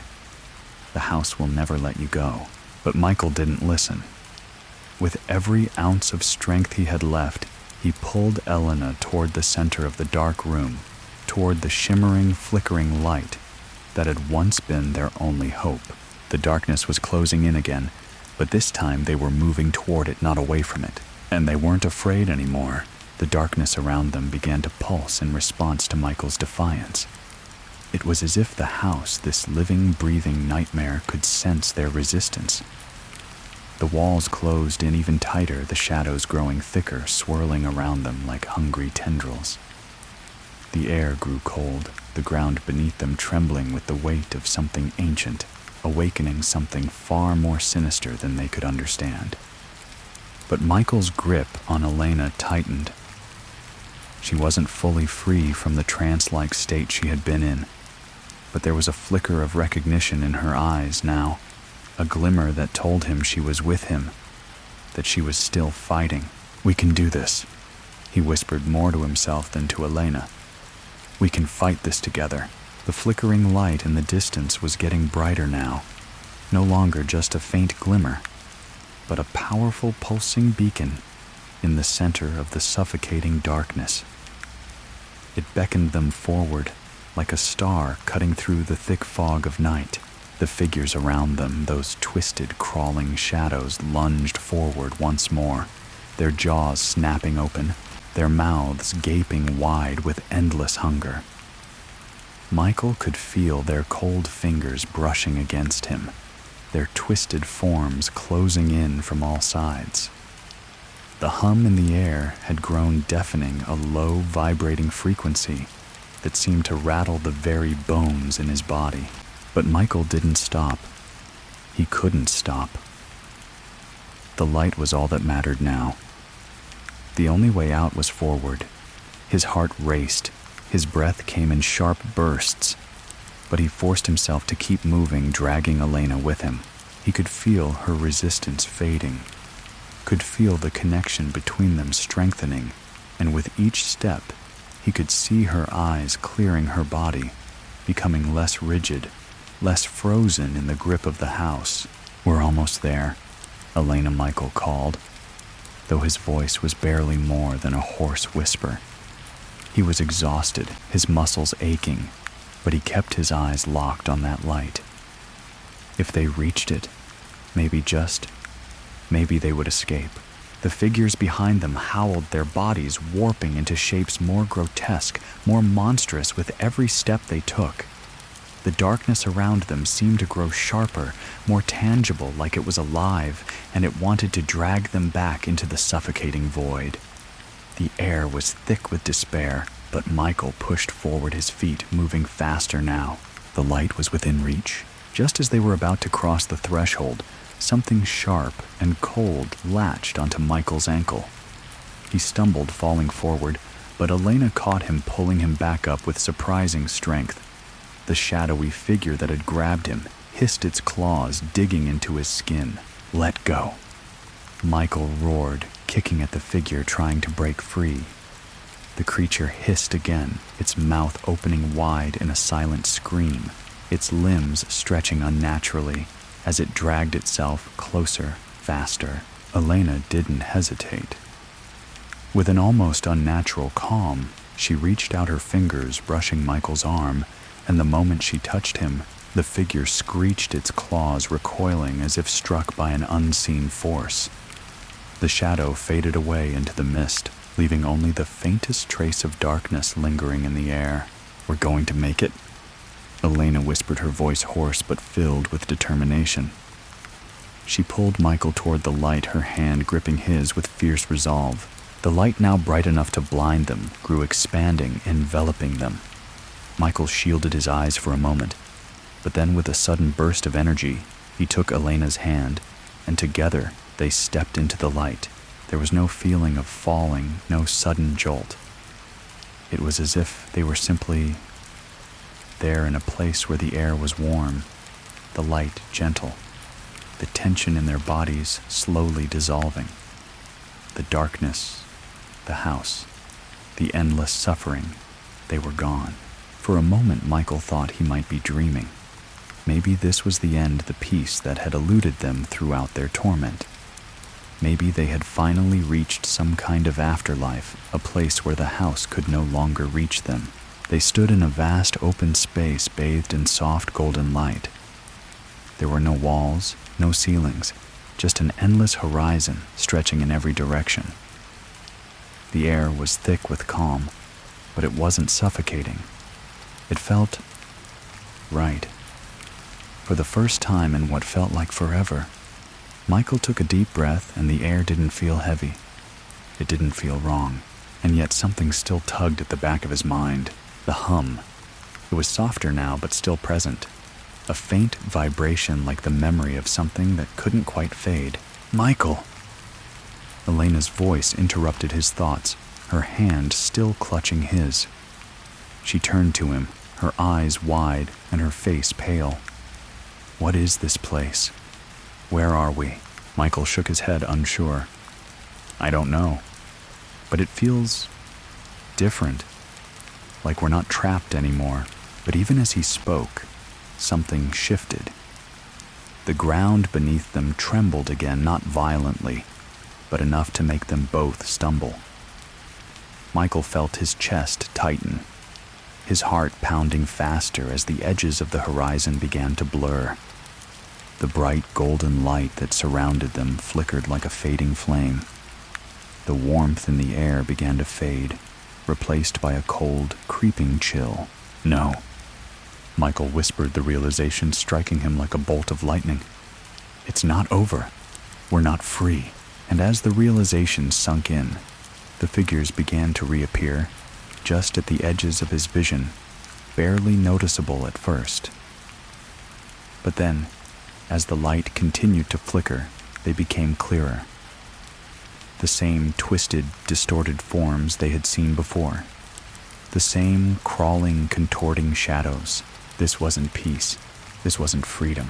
It was just another part of the house. The ground trembled harder now, the figures growing closer, and the house, the entity, began to take shape again, its presence growing stronger, more consuming. The endless horizon twisted as the dark shapes surrounded them. They were caught in another trap, a deeper part of the nightmare, a place where escape was impossible, a place where the house's hunger was infinite. No. Elena gasped, backing away as the shadows closed in. No, no, no. But there was nowhere to run. The darkness was pulling them in faster now, suffocating them. The light flickered one last time, and then in the space where hope had once shone, the figures of the house loomed large, taking their place in the growing shadows. And then nothing. The world around Michael and Elena dissolved into absolute chaos. One moment, they were standing in a vast, open space, the warmth of the light filling them with a fleeting sense of peace. And the next, they were being drawn into the cold embrace of darkness once more. The golden light that had surrounded them flickered for the final time, a flash of warmth before being swallowed by the inescapable blackness. The ground beneath them trembled violently, and the very air itself seemed to press in on them, suffocating, making it impossible to breathe. The figures, those twisted, crawling horrors, were closing in again, their movements more fluid, faster, their eyes now gleaming with that same dark hunger. Michael could feel the shadows wrapping around him, pulling at his limbs, like tendrils of pure evil, trying to tear him apart. He gripped Elena's hand tightly, but even as he did, it felt like she was slipping further away from him, as if the house had already claimed her, claimed them both. No, he gasped, his voice breaking. No, no, no. We can't go back. We can't. The shadows swirled around them, rising up from the floor, from the air itself. Their forms stretched and warped, their eyes filled with emptiness, their mouths wide open in grotesque, silent screams. The coldness in the air was now unbearable, and every inch of Michael's body felt frozen. He could feel the weight of the house pressing down on him, taking him, consuming him, until he was nothing but another piece of its twisted existence. And then, through the thick mist of terror, a voice broke through. It wasn't the same voice as before, soft whispering in the darkness, but something louder, more forceful. It was the voice of the house itself. "You belong to me now." Michael's heart skipped a beat, the truth of the words settling deep into his chest. They weren't just trapped. They weren't just lost in some endless nightmare. They had been claimed. The house had devoured them, and it would never let them go. No, he screamed, shaking his head violently. He couldn't accept it. He wouldn't. This isn't real. This can't be real. The shadows surged forward, dragging them deeper into the void, into a place where light couldn't reach. The very fabric of reality seemed to unravel around them, the world warping and bending like a reflection in shattered glass. It was a place where time didn't exist, where nothing could escape.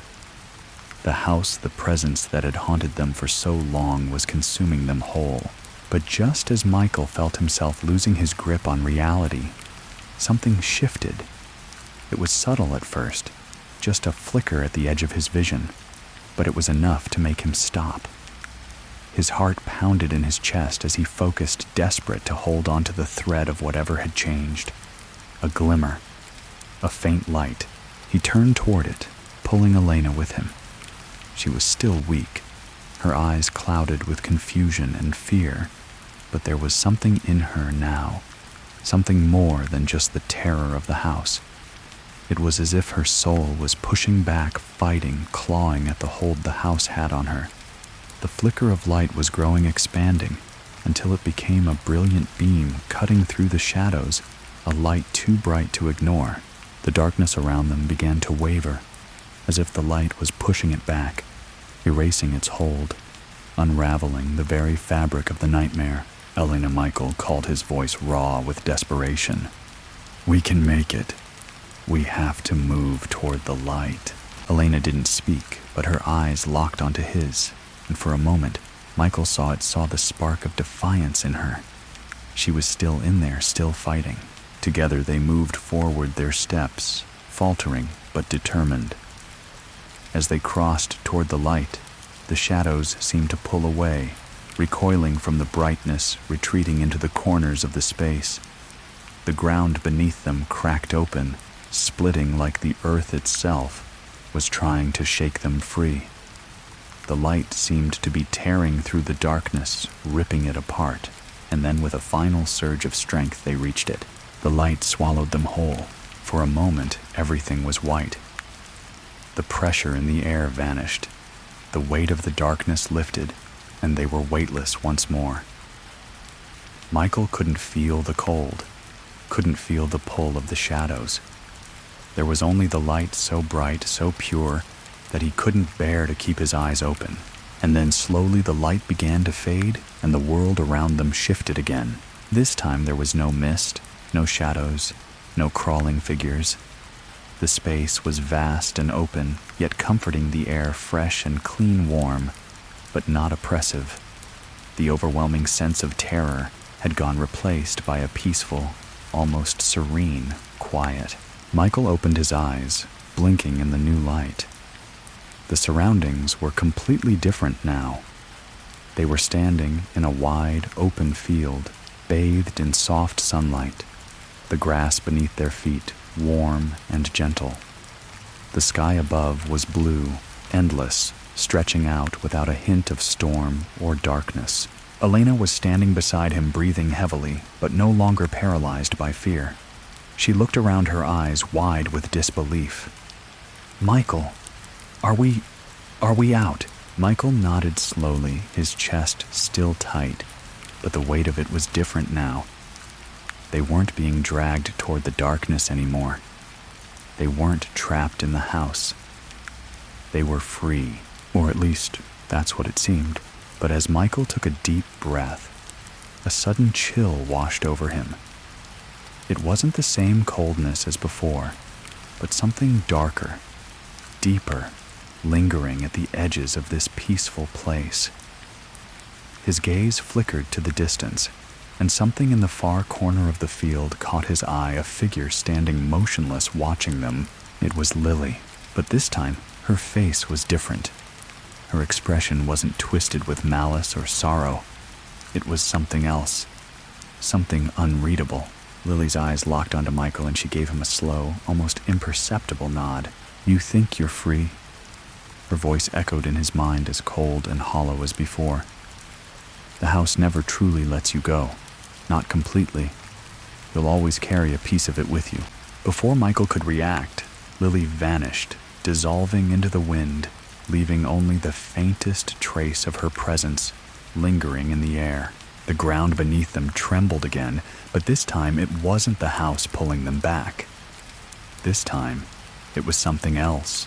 Michael stood, his body tense, Elena beside him, as the world around them began to shift once more. It wasn't over, and they knew deep down that the house was still watching, still waiting. The field around them began to blur. The once calming scene of sunlight and soft grass faded, as if the very landscape was being smudged from existence. Michael's breath quickened again, the serene moment shattering like fragile glass. He could feel the ground trembling beneath his feet, like the earth itself was warning them, pulling them back into something far darker, far more suffocating. He turned to Elena, his heart racing as his eyes locked onto hers. There was no time for words, no time for explanations. They both understood. The house wasn't done with them. It would never be done. It was part of them now, inside them. Elena stepped closer to him, her hand gripping his tightly, her eyes searching the horizon for any sign of what was happening. "Michael, what is this? What's happening?" Before he could respond, the air around them began to change. The bright sunlight flickered, dimming slowly at first, then with alarming speed. The warmth that had once bathed them in comfort turned cold, biting like the first frost of winter, had settled into the very marrow of their bones. Michael glanced at the sky, which was now clouded over dark storm clouds gathering like a wave about to crash down. His heart thudded heavily in his chest, his pulse rising in panic.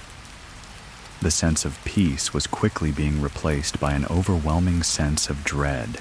"It's coming," the thought crept into his mind like a whisper. But it wasn't just the house. It wasn't just the shadows. It was something else. The ground beneath them cracked open with a sharp, deafening sound. Michael instinctively pulled Elena back, but it was too late. From the deep rift in the earth, a shadow emerged. It rose tall and powerful, its form indistinct at first, like something far too massive to be fully seen. The very air around it warped, bending and rippling as if reality itself couldn't contain its presence. Then, as the shadow fully emerged, its form began to take shape. Michael's blood ran cold. It wasn't a human figure. It was something else entirely. Something ancient, far beyond the twisted horrors of the house. Something that lived in the spaces between reality and nightmare. The creature's form was shifting, flickering between different shapes, none of which seemed to hold its full essence. A face would form for an instant, twisted in agony, only to dissolve back into an empty void. Its body stretched and contorted in ways that no living being should be able to. It was as if the very essence of darkness itself had become alive. Michael stepped back, his breath caught in his throat. He could hear Elena gasp beside him, her fingers digging into his arm. The shadow figure's head tilted toward them, its hollow eyes glowing with an eerie, sickly light. And then, with a voice that seemed to come from all directions, it spoke. "You've escaped for now. It set its voice deep and resonating like an ancient bell tolling in the distance. But it won't be long before you return to me. All paths lead to me. Michael's legs felt like they were made of stone. The words of the creature hung in the air like an irreversible curse. The power of the voice radiated through his chest, shaking him to the core. No. We escaped the house, Michael yelled, his voice trembling. We're free. The creature's hollow eyes narrowed, and the shadows around them seemed to intensify. You believe you have escaped, but you cannot outrun what is inside you. The house is not just a place. It is a part of you. It will always find you. It is with you. A sudden gust of wind rushed through the field, and Michael could feel it pulling at him, tugging him back toward the rift in the ground, toward the shadow. He gripped Elena's hand tightly, but even with all his strength, the pull of the creature was undeniable. His heart pounded in his chest, and his entire body screamed to run. But as he glanced at Elena, her face pale and filled with fear, he realized she had already seen it too. The same truth, the same terrifying certainty. The house was part of them now. The shadow figure raised its arms, and the ground around them split further, the rift widening, pulling the earth apart. The space around them began to bend, warping as if it couldn't maintain its shape, as if the very nature of this world was being unmade.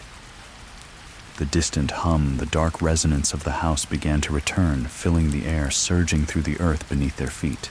Michael's mind raced, trying to find some way out, some escape, but there was none. Not here. Not in this place. And then in the midst of the chaos, Elena's voice broke through the whirlwind of fear. Michael, she whispered, her voice shaking. We have to fight it. The words hit him like a bolt of lightning. Fight it. The house. The creature. Whatever this was. Michael turned to Elena, her hand still gripped tightly in his. There was a fire in her eyes now, something sharp, something that was more than just fear. It was determination, a refusal to be taken, to be consumed. They couldn't run anymore. We fight it, Michael agreed, his voice stronger now. We fight. But as they stood there, ready to face whatever dark force had followed them here, something shifted in the air. The darkness didn't pull away. It surrounded them. The creature's voice filled the space louder, now reverberating deep inside their chests. You cannot fight me, it boomed. You are mine just as this place is mine. The darkness never relents. The house never lets go. The earth beneath their feet began to tremble again, and Michael realized it wasn't just the earth that was shaking. It was them. Their very souls, their hearts were being pulled into the depths of the darkness. Elena's grip on his hand tightened, and he felt her body tremble. But she stood her ground, her eyes fixed on the shadow figure. There was no more fear in her face, just the raw, unyielding will to fight. Michael looked up one last time at the figure, at the towering, shapeless being that was beyond human comprehension, and his resolve hardened. I won't be yours, he said, his voice strong despite the overwhelming terror. Not now, not ever. And with that they charged forward. The creature's laugh echoed in the air, a sound that shook the very fabric of this place. The shadows lunged toward them, but Michael and Elena didn't stop. They ran straight into the heart of the darkness. The air around Michael and Elena thickened once more. But this time the oppressive weight of the darkness did not seem so heavy. The house, the creature had whispered its claims, but the resolve in Michael's chest burned brighter than ever. He could feel the pulse of the light within him, the power he and Elena had ignited together. It was their strength, not the house's, that had brought them this far, and in that moment, something shifted within Michael. He realized that it wasn't just about fighting back against the darkness, it was about reclaiming what the house had stolen from them. Their fear, their will, their very identities. You think you've won. The voice of the creature echoed again this time, sounding almost uncertain. The once mighty presence now seemed to falter, as though something had cracked in its unyielding foundation. "No, Michael," said his voice clearer and stronger. "We haven't won yet, but we will. Because this is our fight now, and we're not running anymore." Elena stood beside him, her hand still gripping his tightly, her gaze focused unflinching. "You don't control us anymore," she said with a quiet certainty, her voice unwavering. The shadows, once swirling and chaotic, began to retreat, crawling back into the corners of the void. The air around them, though still thick, felt different. There was a pulse, their pulse growing stronger, with every breath pushing back against the darkness. The creature's voice rumbled through the void again, but this time there was an unmistakable edge of fear in its tone. "You cannot resist forever. You are part of this place. You are bound to it." The figure, a dark mass of writhing shadows, slowly began to shift. It was changing, growing weaker, as the light within Michael and Elena grew stronger.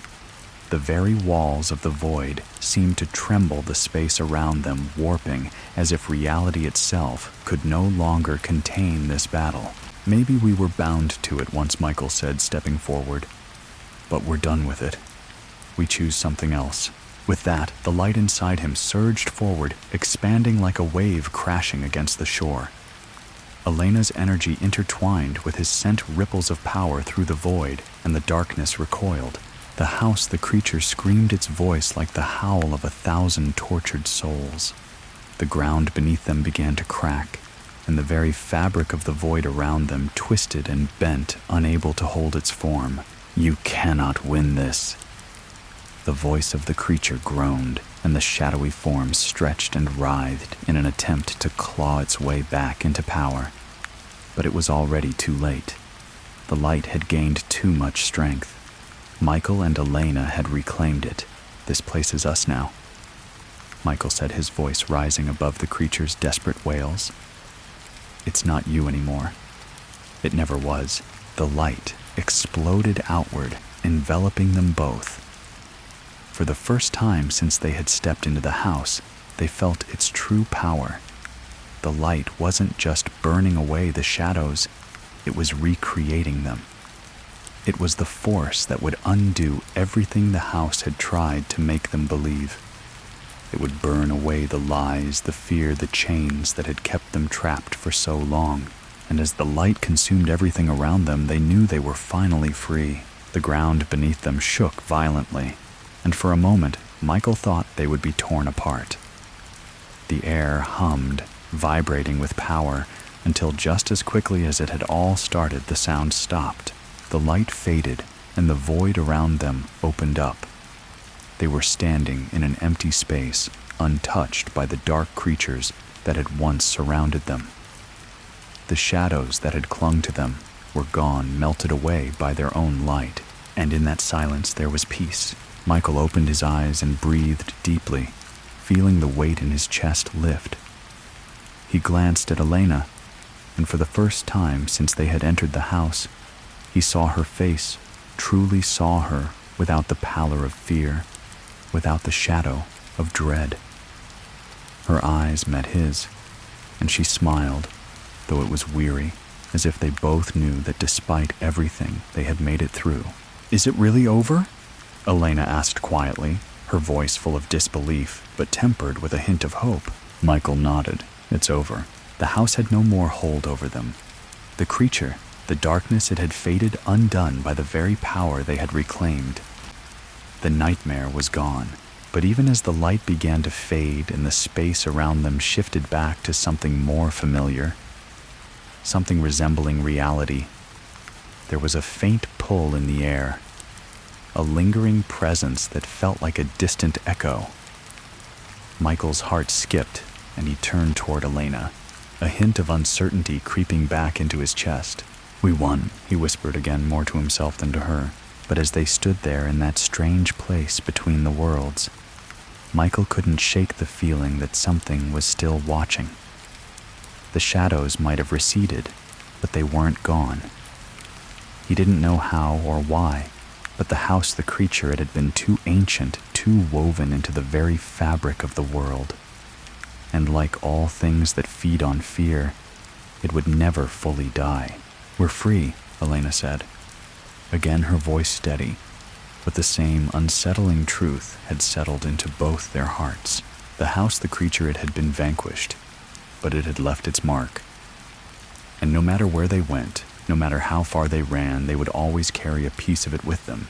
But for now, the light was theirs, and for now that was enough. The light around them began to fade, but it wasn't the oppressive kind of darkness that had tried to consume them.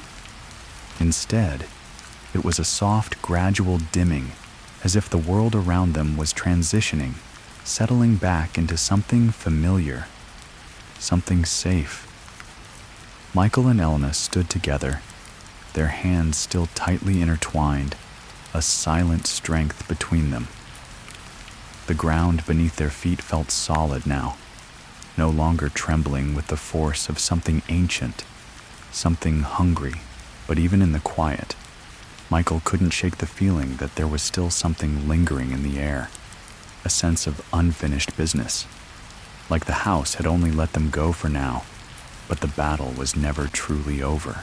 Elena turned to him, her face still pale, but showing signs of relief. Her eyes held a mix of exhaustion and hope, the light from earlier reflecting in them like a distant star that had survived the worst of a storm. She opened her mouth perhaps to speak, but the words died on her lips as her gaze swept across the space around them. "We're free," she whispered again, almost as if testing the truth of the words. But Michael wasn't so sure. His mind kept replaying the creature's last words, the eerie promise that the house never lets go. They stood in what appeared to be an empty void. The ground was solid now, a gentle grass beneath their feet, and the horizon stretched endlessly, a field of endless potential. It was quiet, far too quiet. There were no more echoes of the creature's whispers, no more suffocating darkness, just the soft hum of the peaceful emptiness around them. But Michael's instincts were on edge. He knew they hadn't fully escaped. The feeling of being watched, the heavy pull of an unseen force, it was still there. The house's presence had seeped so deeply into the world that Michael couldn't believe it would simply vanish. Michael, Elena's voice broke his thoughts. He turned to her, her expression filled with uncertainty, now her brows furrowing slightly. "What do we do now?" The question felt like the weight of the world. They had faced the horrors, fought the darkness, but now that it was over, what came next? Would they ever truly be free of the house? Or had they simply entered a new phase of their torment, one where the house no longer held them in chains, but instead haunted them from a distance? "I don't know," Michael answered honestly, his voice full of uncertainty. "But I do know one thing, we're not going back there. Not again." The tension between them lingered, and yet even in the face of that doubt, there was a flicker of something else. A quiet determination. Elena nodded, squeezing his hand tighter. "We keep moving forward. We're free to choose what happens next." But as Michael watched her, the faintest tremor of unease crept into his chest. The house, the thing, had been powerful, relentless. It had devoured them and their souls, but they had fought back together. He looked out at the vast, empty expanse before them, his heart heavy with an unsettling realization. The house was gone, yes, but something else had taken its place. Behind them in the distance, the sky flickered again, just a momentary flash, subtle but undeniable. Michael's breath caught. "Elena," he whispered, tugging at her arm, his voice low. "Look." She turned, following his gaze to the horizon, where the light had begun to dim once more. The flicker in the sky grew, and Michael could see it now, a shape, something moving across the sky, far off at first, but getting closer with every passing moment. It was too far to make out clearly, but the shape had a familiarity that chilled him. It was the creature, no longer confined to the shadows or the walls of the house. It was now floating freely in this world, a presence beyond what they had ever known. Its form was still massive, a shifting blur of darkness that seemed to bleed into the world itself. It wasn't tied to the house. It was the thing that had been born from the house, from the very core of their fear, a creation of darkness that transcended the physical world. The creature's eyes locked onto Michael and Elena, its hollow gaze piercing them even from such a distance. There was no sound, no cry or growl, but the air seemed to grow colder as it closed the gap between them. It was like it was watching, studying them, waiting for them to make their move. "What is that?" Elena's voice trembled, a mix of fear and disbelief. Michael felt a cold shiver run through him. "It's the creature, but it's different now. It's free too." The realization hit him hard. The house hadn't just been a physical place. It had been a manifestation of fear, of power, that had been allowed to feed on their darkest emotions, their pain. They had thought they had escaped it, but now it was clear. The creature, the darkness, was part of the world itself now. It wasn't bound by the house anymore. It had transcended its physical form and had become something even more dangerous, an eternal presence that would haunt the space between worlds. Michael stepped forward, his heart racing but his mind steady. The creature wasn't just a being. It was an idea, a symbol of the darkness that lived within them, within all of humanity. It fed on fear, on suffering. It needed that. It needed to exist. "Elena, it's not over." It never was. She looked at him, her face filled with both dread and understanding. "But we can't let it win. We can't let it keep feeding on us." Michael turned to her, his eyes hardening with resolve. "No. This time, we end it for good. We fight. We finish this once and for all." The creature was drawing closer, its form growing larger in the sky, its presence overwhelming. The air felt thick with the weight of it, the emptiness of this place now filled with the remnants of their struggle. But this time, Michael was ready. They weren't going to run anymore. They were going to fight, not just to survive, but to destroy the very thing that had haunted them for so long. Michael's heart beat with purpose. They had escaped the house, but the battle wasn't over. Not yet. Together with their strength, their defiance, they would end it. The creature was coming for them, but this time they would meet it head on, with everything they had. And for the first time, Michael truly believed they could win. The creature hovered above them, its presence more palpable now than ever before. The dark shape that had once been confined to the shadows of the house had expanded into the very sky, stretching across the horizon like a malignant storm cloud. Its form, once jagged and ever-changing, was now more solid, more defined but still grotesque. A twisting mass of shadow and tendrils, its hollow eyes focused entirely on Michael and Elena. As it descended, the air grew colder, thick with dread. Michael could feel the energy around them pulse with dark power. It was as if the creature was feeding on the very fabric of the world around them, sucking away any hope or light in its vicinity. Every step it took sent tremors through the ground, the earth groaning in protest, as if it were alive and trying to resist. Michael Elena's voice quivered beside him. He could feel the fear in her, but it wasn't just her fear, it was his too.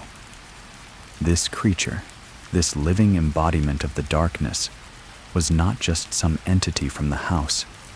It was something greater, something that had existed long before their nightmare began and would likely exist long after they were gone. It was the force that had been born from the house, but now it was free. Free to feed on their fear, free to consume the world they had fought so hard to reclaim. But something inside Michael clicked.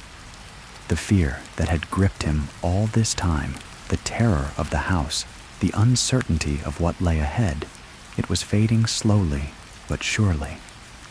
He had already faced the worst. He had seen what the house had done to them. He had felt it crawl into his mind, his soul. But now he knew something that the creature didn't. They weren't afraid anymore. We're not afraid of you. Michael said, his voice low but strong. He turned to Elena, his gaze meeting hers. The fire in her eyes mirrored his own. They were together in this. They weren't going to back down. Elena nodded. No more running. The creature's form trembled in the air above them, its massive tendrils whipping violently as though sensing their defiance. It let out a low, rumbling growl, a sound that vibrated deep in their bones, and the sky darkened further, the clouds swirling into a vortex above them. The creature's eyes burned brighter, a sickly yellow that gleamed like burning coals. You cannot destroy what you are.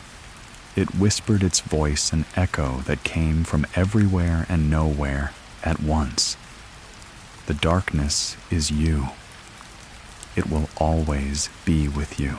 The words slithered into Michael's mind, but he didn't flinch. He didn't even blink. The creature was trying to break them down, trying to make them doubt themselves, trying to make them believe they were part of the darkness, part of the fear, but he knew better. We're not you. Michael shot back, his voice stronger now, defiant. We were never part of you. You only exist because we let you. We gave you power when we were afraid. But not anymore. We're not afraid of you. Not anymore. The creature's eyes flickered with an unsettling rage, its tendrils whipping violently in the air.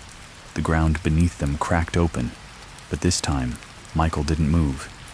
He stood his ground, his heart steady, his resolve clear. The creature could not feed on their fear any longer. They had reclaimed their power. They had broken free.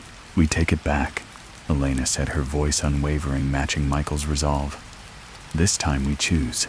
The darkness around them seemed to recoil as if in disbelief. The creature's tendrils whipped around them again, faster, more violent, but they were no longer the prey. They weren't running. And that made all the difference. The creature screeched in fury, a deafening sound that shook the very earth beneath them. The shadows exploded outward, enveloping them, trying to drag them back into the depths. But Michael felt the light inside him grow stronger, more radiant. The power that had once been buried beneath fear was now rising, surging forward with every heartbeat. And Elena was right beside him, her presence an anchor, her strength a guiding force. The creature's form flickered once more, its shape warping and distorting in a final desperate attempt to break through their unity. But it was too late. The light inside Michael and Elena was too much. Together, they unleashed everything they had, their will, their courage, their strength, pushing against the creature's darkness with the full force of their combined power. The light burned brighter, searing through the creature, burning away its form, its essence. The creature screeched its form, dissolving, fragmenting the darkness, disintegrating under the weight of their defiance. Its twisted, grotesque figure began to unravel, crumbling into the air like ash blown away by the wind. The ground beneath them shook violently, the air trembling with the force of their energy, but Michael and Elena didn't back down. They didn't let go.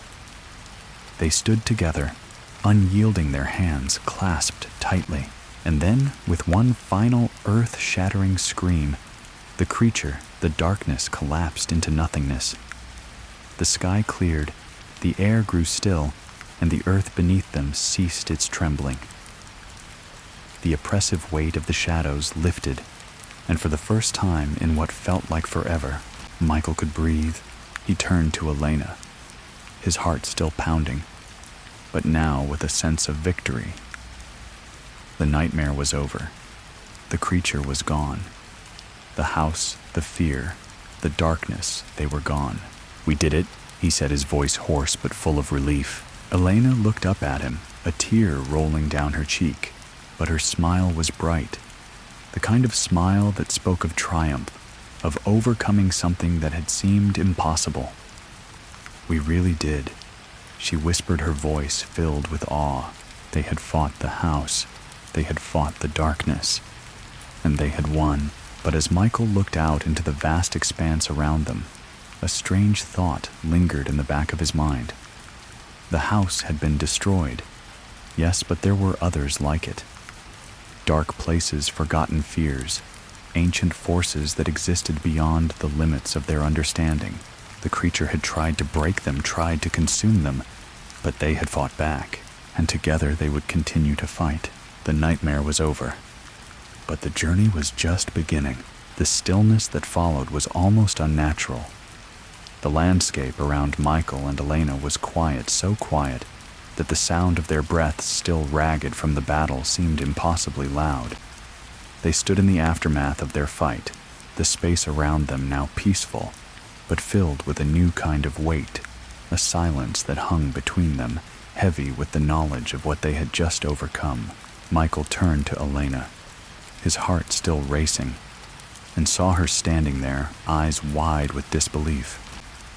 It was as though she couldn't fully process the enormity of what they had just done. The creature, the house, it was all gone, but somehow it still lingered in the space between them. The memories of the terror, the darkness, it wasn't something they could just forget. "We're free," Michael said softly, almost as if he was trying to convince himself. Elena nodded, but her gaze didn't leave the horizon, her mind seeming to process everything in real time. She opened her mouth to speak, but the words didn't come at first, as if she was searching for something to anchor herself. "It's over, right?" she finally whispered, her voice trembling slightly. Michael's chest tightened. The doubt in her voice echoed his own thoughts. The creature was gone. The house had crumbled, but something about this place, this moment, made him feel unsettled. It wasn't that he didn't believe they were free. He did. But the house, the darkness that had once been so consuming, was part of them now. It had touched them so deeply, had rewritten the very fabric of their lives. It was hard to shake the feeling that something else, something they couldn't yet understand, remained. "We've defeated the creature," Michael said, trying to push the doubt away. "But we still don't know what's next." Elena looked at him, then her eyes sharp, and for the first time, he saw a flicker of the person he had met all those months ago, the one who had stood by him, who had fought with him. She nodded, her expression now one of quiet strength. "Then we figure it out. Together." The words were a balm, and Michael's heart swelled with the understanding that no matter what came next, they would face it together. The darkness had been defeated, yes, but this place, the space between worlds, between reality and nightmare, was something new, something neither of them could quite comprehend. They took a step forward, their hands still intertwined, walking together into the unknown. The space around them remained calm, but it was different now, as if the air had shifted, as if the very world had been reborn. The ground was solid beneath them, the sky above a deep blue, and for a moment it felt like they were the only two people in existence, their footsteps echoing in the vast emptiness. It was peaceful, too peaceful, but the further they walked, the more Michael felt the pull again. The faintest tug in the back of his mind, a reminder that they were not truly free.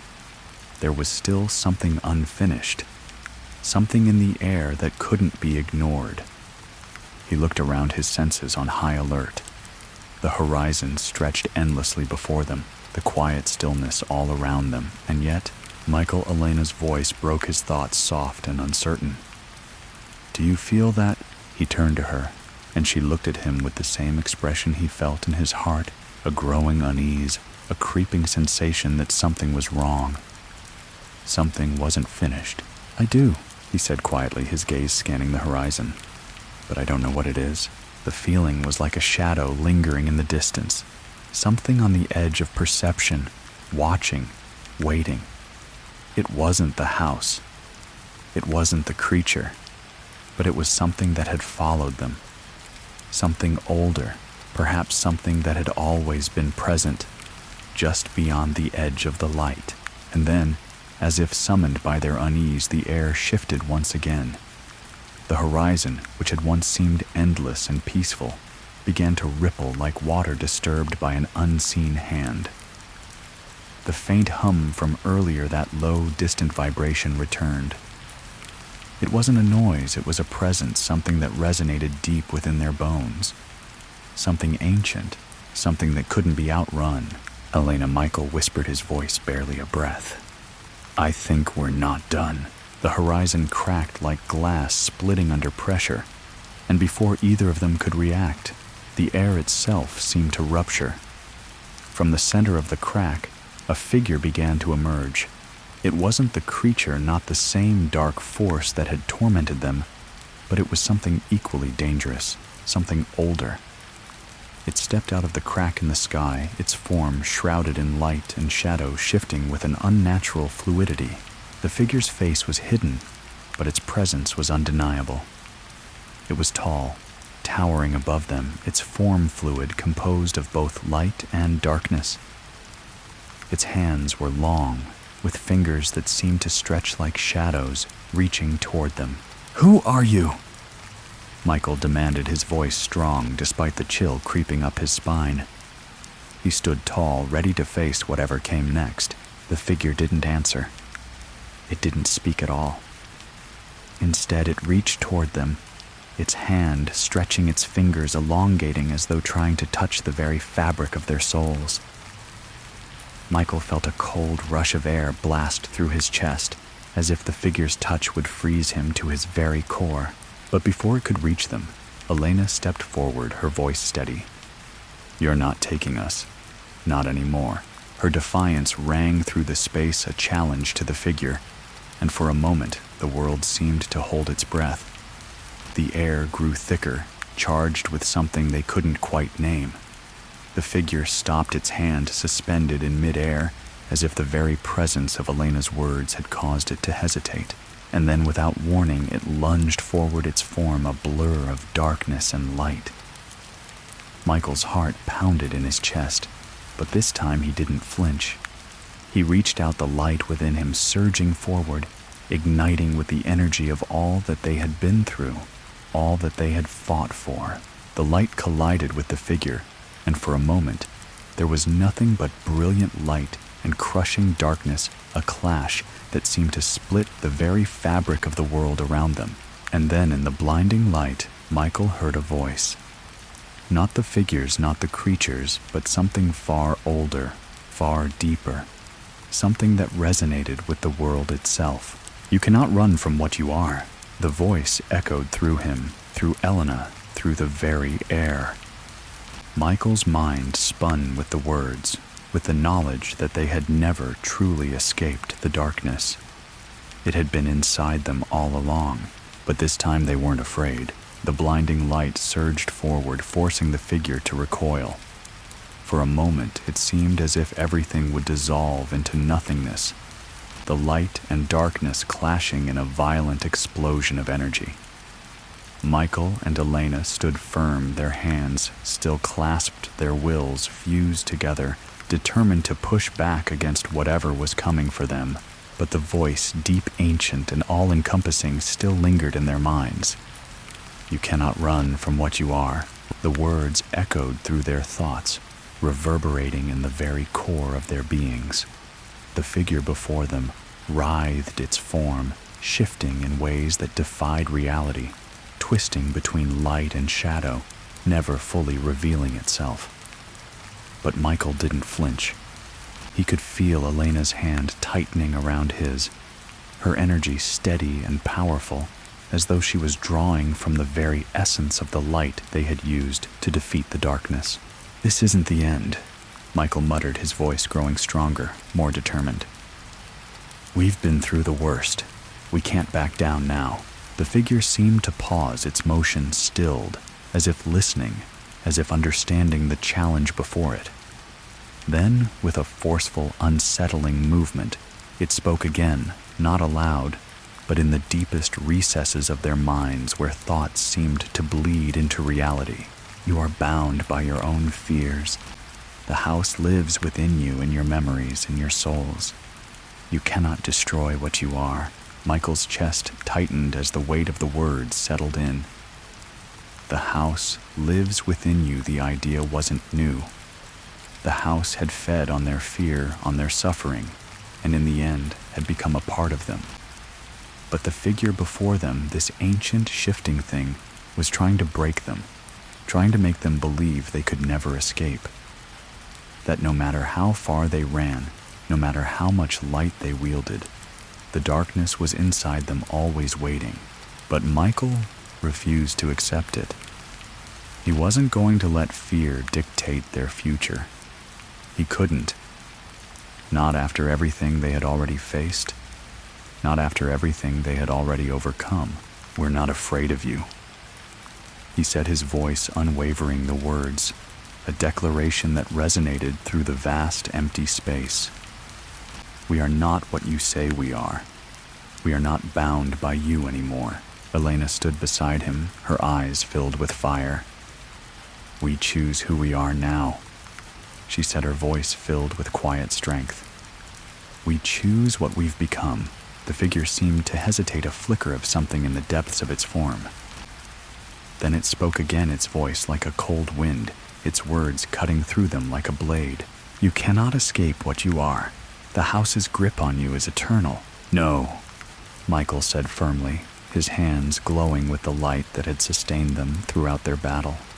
We're done being trapped by you. We're done being trapped by anything. And as he spoke, the light within them grew brighter, flaring up from their hearts, from the core of their being. It wasn't just a physical light. It was their strength, their resolve, their will to break free. It was the sum of everything they had survived, their love, their courage, their defiance. And in that moment, it was enough to burn through the darkness that had followed them for so long. With a forceful surge, the light exploded outward, a brilliant wave of energy that collided with the shadowy figure before them. The darkness screeched a sound so powerful, it seemed to shake the very air around them. But the light didn't falter.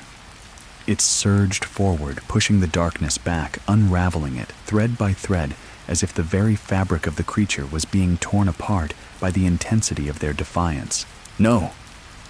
The figure screamed, its voice, twisting and warping, no longer as certain as before. You cannot do this. I am eternal. But as the light expanded, the creature began to disintegrate, its form breaking apart like dust in the wind. The very space around them seemed to shudder, warping under the weight of the battle. The ground cracked beneath their feet, and for a brief moment the world seemed to collapse in on itself. And then, with one final deafening cry, the creature was gone. Silence descended, the light dimmed, and Michael and Elena stood in the quiet aftermath, their breaths heavy but steady. The space around them had shifted once more. The ground was solid beneath their feet, the sky above clear, free of the oppressive clouds that had once filled the air. The darkness that had clung to them was finally gone, but something still lingered. Michael could feel it in the air, a faint, lingering presence, as if the very fabric of reality had been shifted in their struggle. They had won, yes. They had defeated the creature, the house, but there was something in the quiet that spoke of more, something deeper. Elena turned to him, her face still pale, but no longer filled with fear. She stepped closer, her eyes searching his for answers, for reassurance. Michael, she said softly, her voice full of wonder. Did we do it? Are we truly free? Michael looked around them, taking in the peaceful surroundings, the calm that seemed to follow their victory. But deep down, he could still feel the pull of something beyond their understanding, something that had always been there. The house, the creature, It had all been a part of something much larger, much older than they had realized. The darkness hadn't just been in the house. It had been in the very world they inhabited. "We've won," Michael said finally, his voice steady but filled with a quiet resolve. "But I think the battle is never really over." Elena's eyes softened. "But we'll face it together," she said, her hand slipping into his once more. "We've already beaten the worst, and we'll keep fighting, whatever comes next." Michael nodded, squeezing her hand tightly. He didn't have all the answers, but he knew one thing for certain: they had survived, and together they would continue to survive.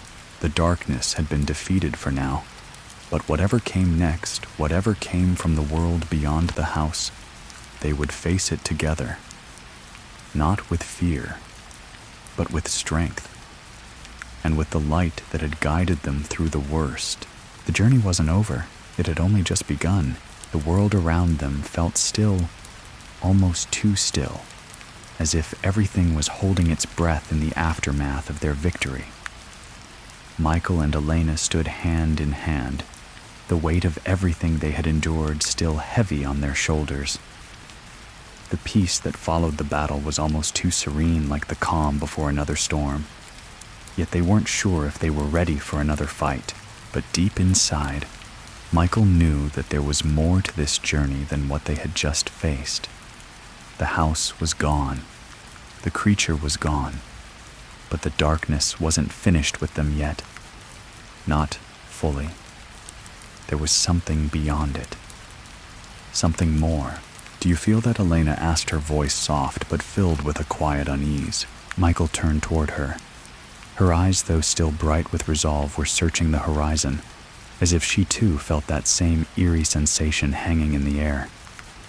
The ground beneath them was solid, the sky above a deep, clear blue. Nothing seemed out of place, but the stillness was too perfect, too peaceful. "I do." Michael answered, his voice steady but filled with uncertainty. "I thought, after everything we've been through, it would feel different. But this calm, it's unsettling." The breeze that had once been gentle now felt colder, the air thick with an intangible weight. They had defeated the house, defeated the creature, but Michael couldn't shake the feeling that there was something else, something even older than the darkness they had just fought. "Elena, what if..." He started, his voice trailing off, not knowing how to express the thought that had been lingering at the back of his mind. What if there's something bigger than this? The house, the creature. It was all just a part of something bigger. Elena turned to him, her expression softening as she took in his words. "Do you think the house was the end?" "I've been thinking the same thing, Michael. It's like the creature. The house, they were just pieces of something far greater, far more ancient." He nodded, his thoughts spiraling. "I feel like we've only scratched the surface. Like whatever this was, it's not just confined to the house. It's tied to the world itself. The darkness, it's not gone. It's part of everything. Of us." Elena's gaze grew distant as she processed his words. The unease that had settled in their hearts was unmistakable. The house had been a prison, the creature an entity born from their own fears and suffering. But if the house was only a manifestation of something older, something more sinister, what were they really up against? "Do you think it's still watching us?" Elena whispered, her voice thick with the weight of that question. "I don't know," Michael replied, his voice tinged with uncertainty.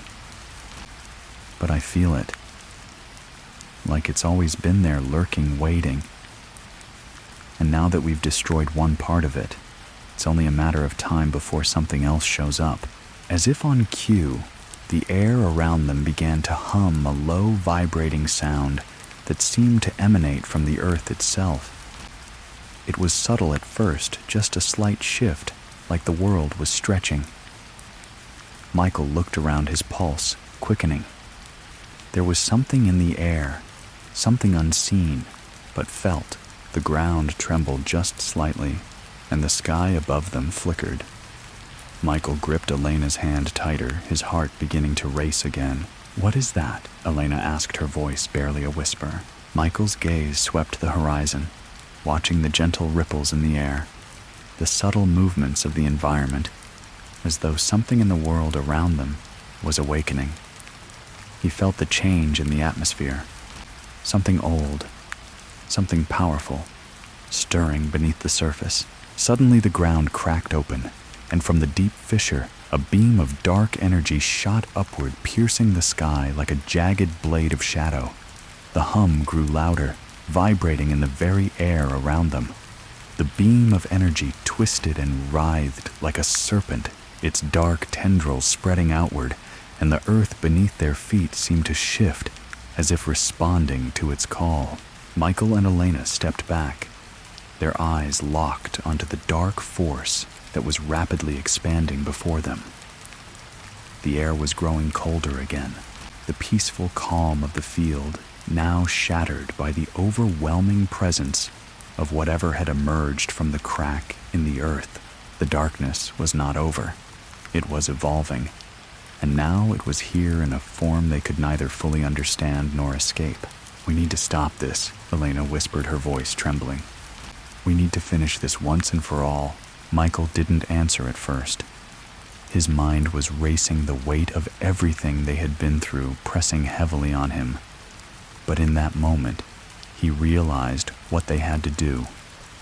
They had fought the creature. They had fought the house. But this was different. This wasn't something that could be destroyed with just light, with just defiance. This was something ancient, something embedded in the very fabric of the world itself. Michael turned to Elena, his expression hardening with determination. "We can't fight this the way we fought before. This isn't just about defeating an enemy. This is about changing the world." Her eyes widened and she nodded, her own resolve beginning to take shape. "You're right. The house was only the beginning. The creature was just a symptom of something greater. This is a force we have to understand, not just fight." The dark energy above them crackled, growing stronger, more powerful. The beam shot higher, a vortex of shadow expanding from it, like the tendrils of a great beast reaching out to claim them. Michael could feel the presence of the house in the air, in the very energy around them. It wasn't gone. It had never been gone. The house had been just one part of the cycle, one piece of the puzzle. Now the darkness was bleeding into the world around them, consuming it, altering it, expanding beyond the boundaries they had once known. "We have to find its source," Michael said, his voice full of resolve. "We have to go to the heart of this." Elena nodded, her eyes sharp with understanding. Together, without another word, they stepped forward, their hands still tightly clasped. The darkness swirled around them, the hum growing louder, and the crack in the earth opened wider, the shadow consuming everything in its path. They didn't know what lay ahead, but they knew one thing for certain: this battle wasn't over. The darkness wasn't just in the house anymore. It was in the world, in their hearts, in their very souls. It was a force that had been birthed long before they had ever encountered the house, and it would take everything they had to face it. But they weren't afraid anymore. Together they would walk into the heart of the darkness, and together they would end it. The crack in the earth widened, its jagged edges glowing with an eerie, pulsating light.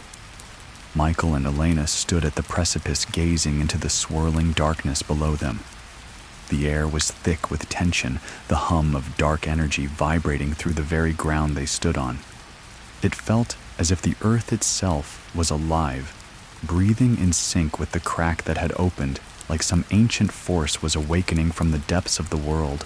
Michael felt the pull, an almost magnetic force urging them toward the abyss. It was as though the crack, the vortex of shadow, was calling to them, begging them to step into it, to give in to the darkness.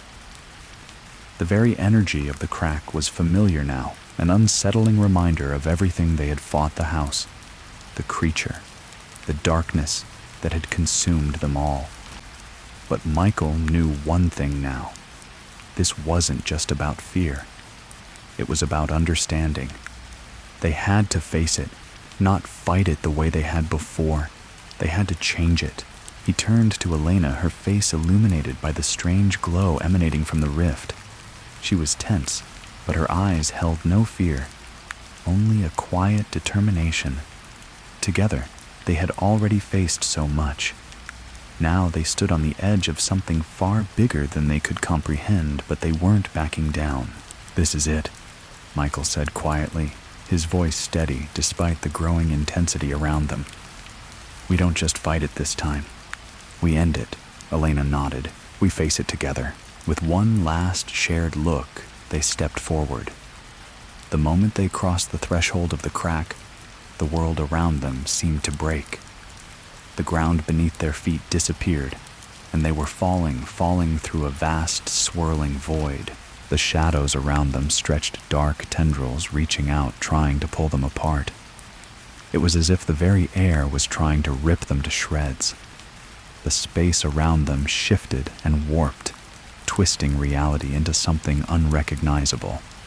Michael could feel the fear crawling back into his chest, the remnants of everything the house had instilled in him. But this time, it wasn't fear that he would allow to control him. He reached out, taking Elena's hand firmly. Their connection was the one constant in this shifting, ever-changing nightmare. Suddenly, the fall stopped. They were no longer plummeting through the void. The air around them stilled, and the weight of everything pressed down on them like a heavy fog. They stood in a vast, empty space, a place that felt wrong. It wasn't the warm, peaceful world they had left behind, nor was it the suffocating darkness they had battled. It was something in between. The air was heavy with the weight of time, ancient and stretched thin, as though the very fabric of existence had been torn and was now slowly unraveling. And before them, standing in the distance, was a figure. It wasn't the creature they had fought before. It wasn't the house. It wasn't even a being that could be easily comprehended. It was everything. It was the embodiment of the darkness, the source of the fear, the core of the evil they had faced. It was the heart of the house. The figure was enormous, a shapeless mass of shifting shadows and blinding light, its form constantly in flux, flickering like a mirage impossible to pin down. Its presence was overwhelming, suffocating. The very space around it seemed to twist the ground, pulsing with dark energy, the air vibrating with power. "You have come." The voice echoed from all around them, not from the figure directly, but from the very air, the very essence of the place. "You think you can destroy me? You are nothing more than fragments of me. Pieces of the house, the fear, the darkness." Michael's heart hammered in his chest. The voice wasn't just speaking to them, it was speaking into them, into their very souls. It was as if the figure was trying to reach inside of them to pull out their deepest fears, their darkest thoughts, their weaknesses. It was everything they had fought against, everything they had tried to escape. But Michael refused to let it control him. "No," he said, his voice cutting through the oppressive darkness. "We're not you. We were never part of you." The figure's form flickered in response, its shadowy tendrils stretching toward them like claws. "You think you can sever what is bound to you?" It hissed, its voice dripping with contempt. "You are born of the darkness. You are mine. All you are is a reflection of what I have created." "Not anymore," Elena said, her voice firm. She stepped forward, her hand still in Michael's, the strength between them unwavering. "We were afraid of you, but not anymore. We choose what we become, and we choose this." For the first time, the figure seemed to hesitate. Its form wavered, its immense presence faltering as if shaken by their defiance. Michael's chest tightened. He didn't know if they had the power to fight this thing, not in the way they had before. But they had something now together. The strength they had found in each other, the light they had drawn from their shared courage, it was the key to this battle, and Michael knew they weren't alone. With everything they had faced, everything they had endured, they had already taken the first step. The house, the creature, the darkness. It had all been a reflection of their own fears. But now they were no longer bound by those fears. Now they were free, together. They raised their hands, and the light within them surged forward, brighter than before, more powerful, burning through the darkness, like a beacon. The shadowy figure writhed its form, disintegrating under the intensity of the light. "You cannot defeat me," the figure screamed, its voice shaking, unraveling. "I am the source. I am eternal." "No," Michael replied, his voice steady. "You are nothing without our fear, and we choose to let go of you." The light erupted, consuming the figure, burning through the darkness that had once clung to them. The energy surged with a deafening crack, and the very space around them began to collapse. And just as quickly as it had come, the darkness was gone. The world around Michael and Elena shifted again, and when their eyes opened, they were no longer standing in the void. They were back in the field they had first entered, a place of peace, a place of freedom. The crack in the earth was gone. The shadows were no more, and the oppressive weight that had once gripped them had lifted, replaced by a deep, overwhelming sense of release. It was over. The house had been destroyed. The creature had been vanquished, and the darkness that had consumed them was gone. For good. Michael turned to Elena, his heart still racing from the intensity of the battle, but filled with something else now, relief. "Peace. We did it," he said softly. Elena smiled, her face illuminated by the soft glow of the fading light. "We did." And together they stood there, hand in hand in the calm after the storm, ready to face whatever came next, knowing that they had already defeated the worst. Together they had conquered the darkness, and together they would continue to live in the light. The nightmare was over. For now, the world around them felt finally still, a silence that stretched long and deep, settling over the field where they stood. The energy of battle had faded, leaving only the quiet, the weight of a victory that had taken everything from them. Yet there was peace now, a real peace. Michael and Elena stood hand in hand, the field around them bathed in soft golden light. The sun was beginning to dip below the horizon, casting the landscape in warm hues of red and orange, as if the world itself was taking a deep, cleansing breath. Despite the tranquility of the scene, Michael couldn't shake the feeling that something was still lingering at the edges of their perception, something that felt unfinished, something deep within his chest that was whispering that they hadn't truly escaped. Not all the way. He squeezed Elena's hand, pulling her a little closer, and she looked up at him with a soft smile. Her eyes were still filled with the shadows of their shared experience, but there was a quiet strength in her gaze. They had made it through, and they had done so together. But even now, with the battle over, Michael could still feel the faint tug of something else, something beneath this peaceful world they had found. Elena seemed to sense it too. "It's over," she whispered, her voice soft, but there was a certain weight to the words. "We're free, aren't we?" Michael's lips parted, but the words he wanted to say didn't come out. Instead, he simply nodded. He wanted to believe it, but in his heart there was a nagging feeling, like an old scar, something that had not healed completely. The darkness might have been gone, but he couldn't help but feel that it would always be with them, waiting in the spaces between their moments of peace. "We're free for now. Michael said, his voice low. But I think the battle might not be over. Not really. Elena's brow furrowed slightly, and she looked around them at the wide open space. The calm. The freedom. You think it's still out there? The house. The creature. Michael shook his head. Not in the way we fought it. Not like before. But the darkness. The fear, the things we've been through, it's not gone. We've only seen the surface of it. It's in the world now. Inside us. And it's always there, hiding in the cracks. Elena was quiet for a moment. She stepped back slightly, her gaze moving from the horizon to Michael's face. I know. I feel it too. A long silence stretched between them. But it was not one of fear or despair. It was the kind of silence that came from mutual understanding, knowing without needing to say more.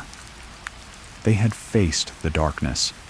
They had been consumed by it, but they had fought back together. They had made it out. But something in them had changed, and that change was not just about survival. The ground beneath their feet still hummed with the faint echo of the energy they had channeled. The rift in the sky, the darkness that had once consumed them, was no more but the very space around them. The very fabric of reality had been altered. They had touched something ancient, something deep, and it had left a mark on them. What happens now? Elena asked softly, her voice steady. Michael took a deep breath, letting the quiet of the world settle into his chest. Now, we live.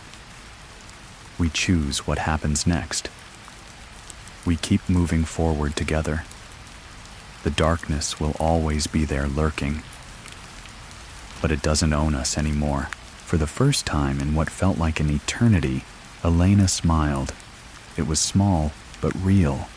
Together. Michael smiled back, his heart lightening at the simplicity of her words. Together. They were no longer running from what had haunted them. Together, they had faced the worst, and together, they would face whatever came next.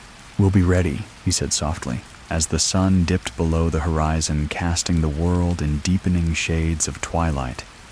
Michael and Elena stood side by side.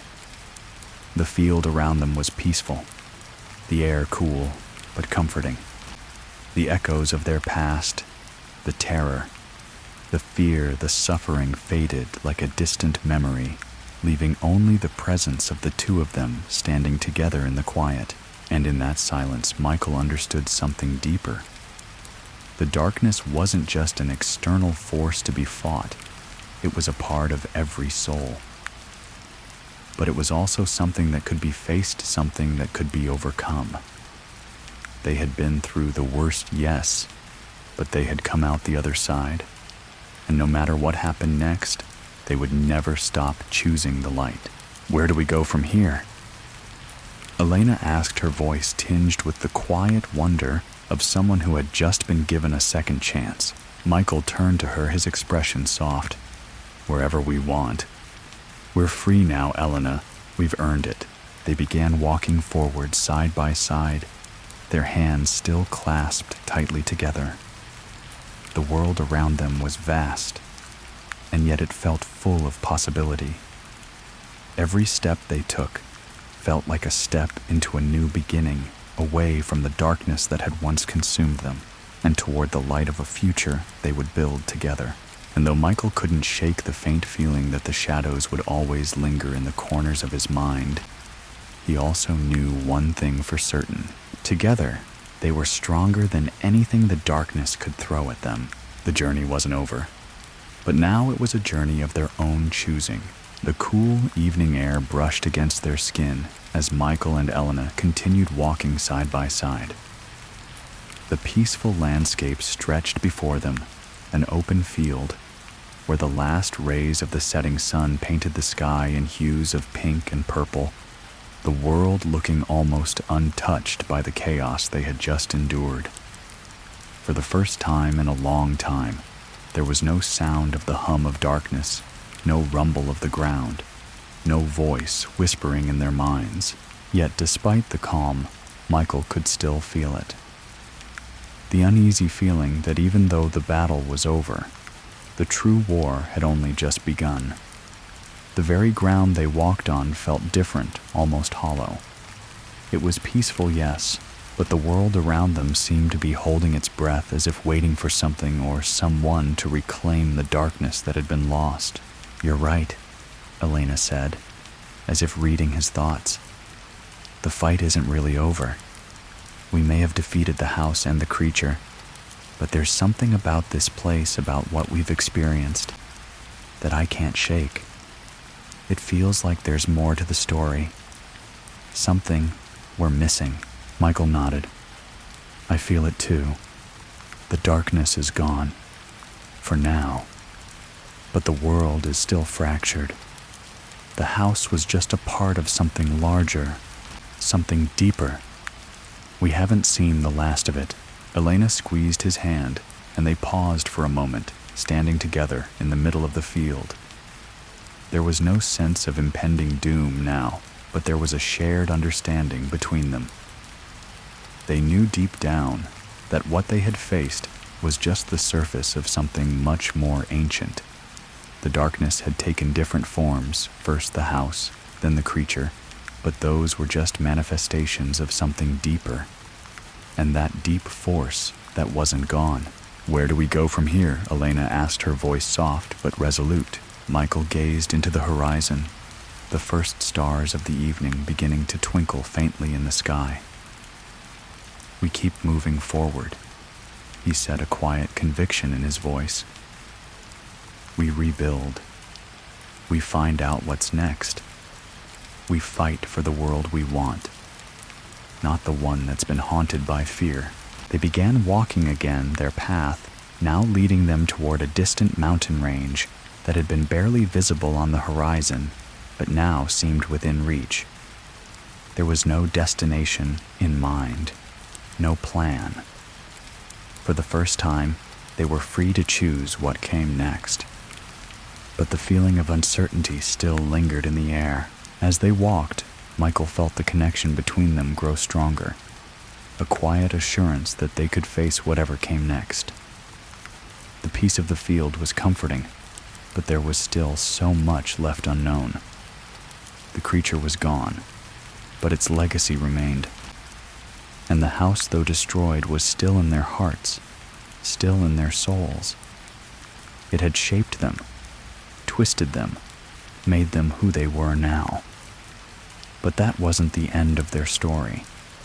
They would continue to fight, not because the darkness was unbeatable, but because they had learned that light could always be reclaimed even from the deepest abyss. Suddenly, the soft breeze stilled, and a distant rumbling sound reached their ears. At first it was faint, barely noticeable, but it grew louder, the ground trembling beneath their feet, causing them both to stop and turn. The sky overhead, once calm, darkened as clouds began to swirl and shift in unnatural patterns, spinning into a vortex that began to grow in size. The landscape, once peaceful, was now warping, twisting, just as it had before.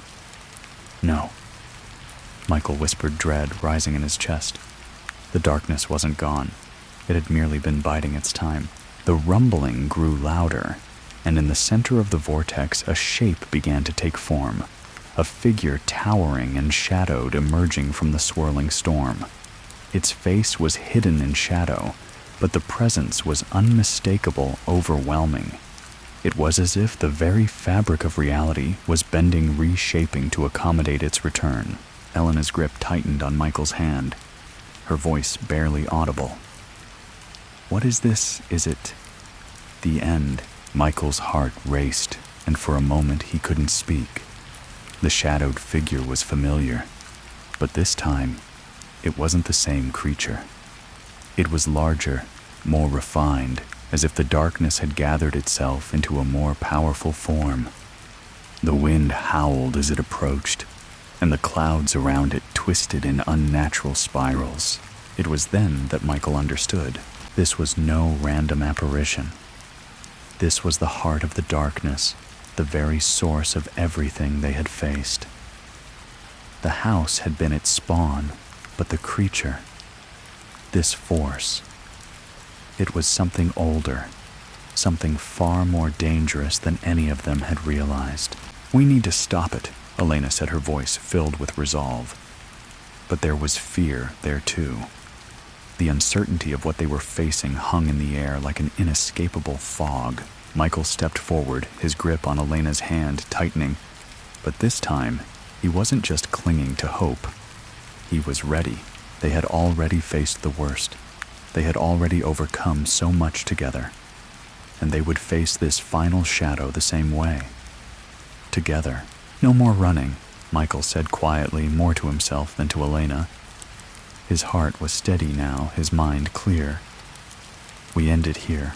And as the shadow loomed closer, reaching out toward them with long, outstretched limbs, Michael and Elena stood together, their resolve stronger than ever. This was their world, their fight, and they would not let the darkness claim it again. The battle was far from over, but this time they would take the fight to the heart of the shadows themselves.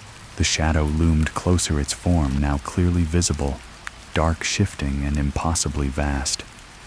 It was as though the very essence of fear, despair, and hopelessness had taken shape and was walking toward them. Its presence twisted the air around it, bending the world in ways that felt unnatural. The sky above churned a maelstrom of storm clouds, swirling violently, as if they too were in pain, caught in the figure's wake. Michael and Elena stood unwavering, facing the oncoming force. The ground beneath them trembled with each step the shadow took, but neither of them moved. The shadows that had once consumed them were now no more than a reminder of their strength, their resilience. They had faced the house, the creature, and this force would not be the end of them. "We've come this far," Michael said, his voice steady, despite the terror that gripped him. He could feel the power of the shadow washing over them, but it wasn't fear he felt anymore. It was defiance. Elena nodded, squeezing his hand tighter. Together, the figure stopped before them, towering like a dark god, its face still hidden by the shifting veil of shadows. The air around them was so thick with its presence that it felt suffocating, pressing in on every side.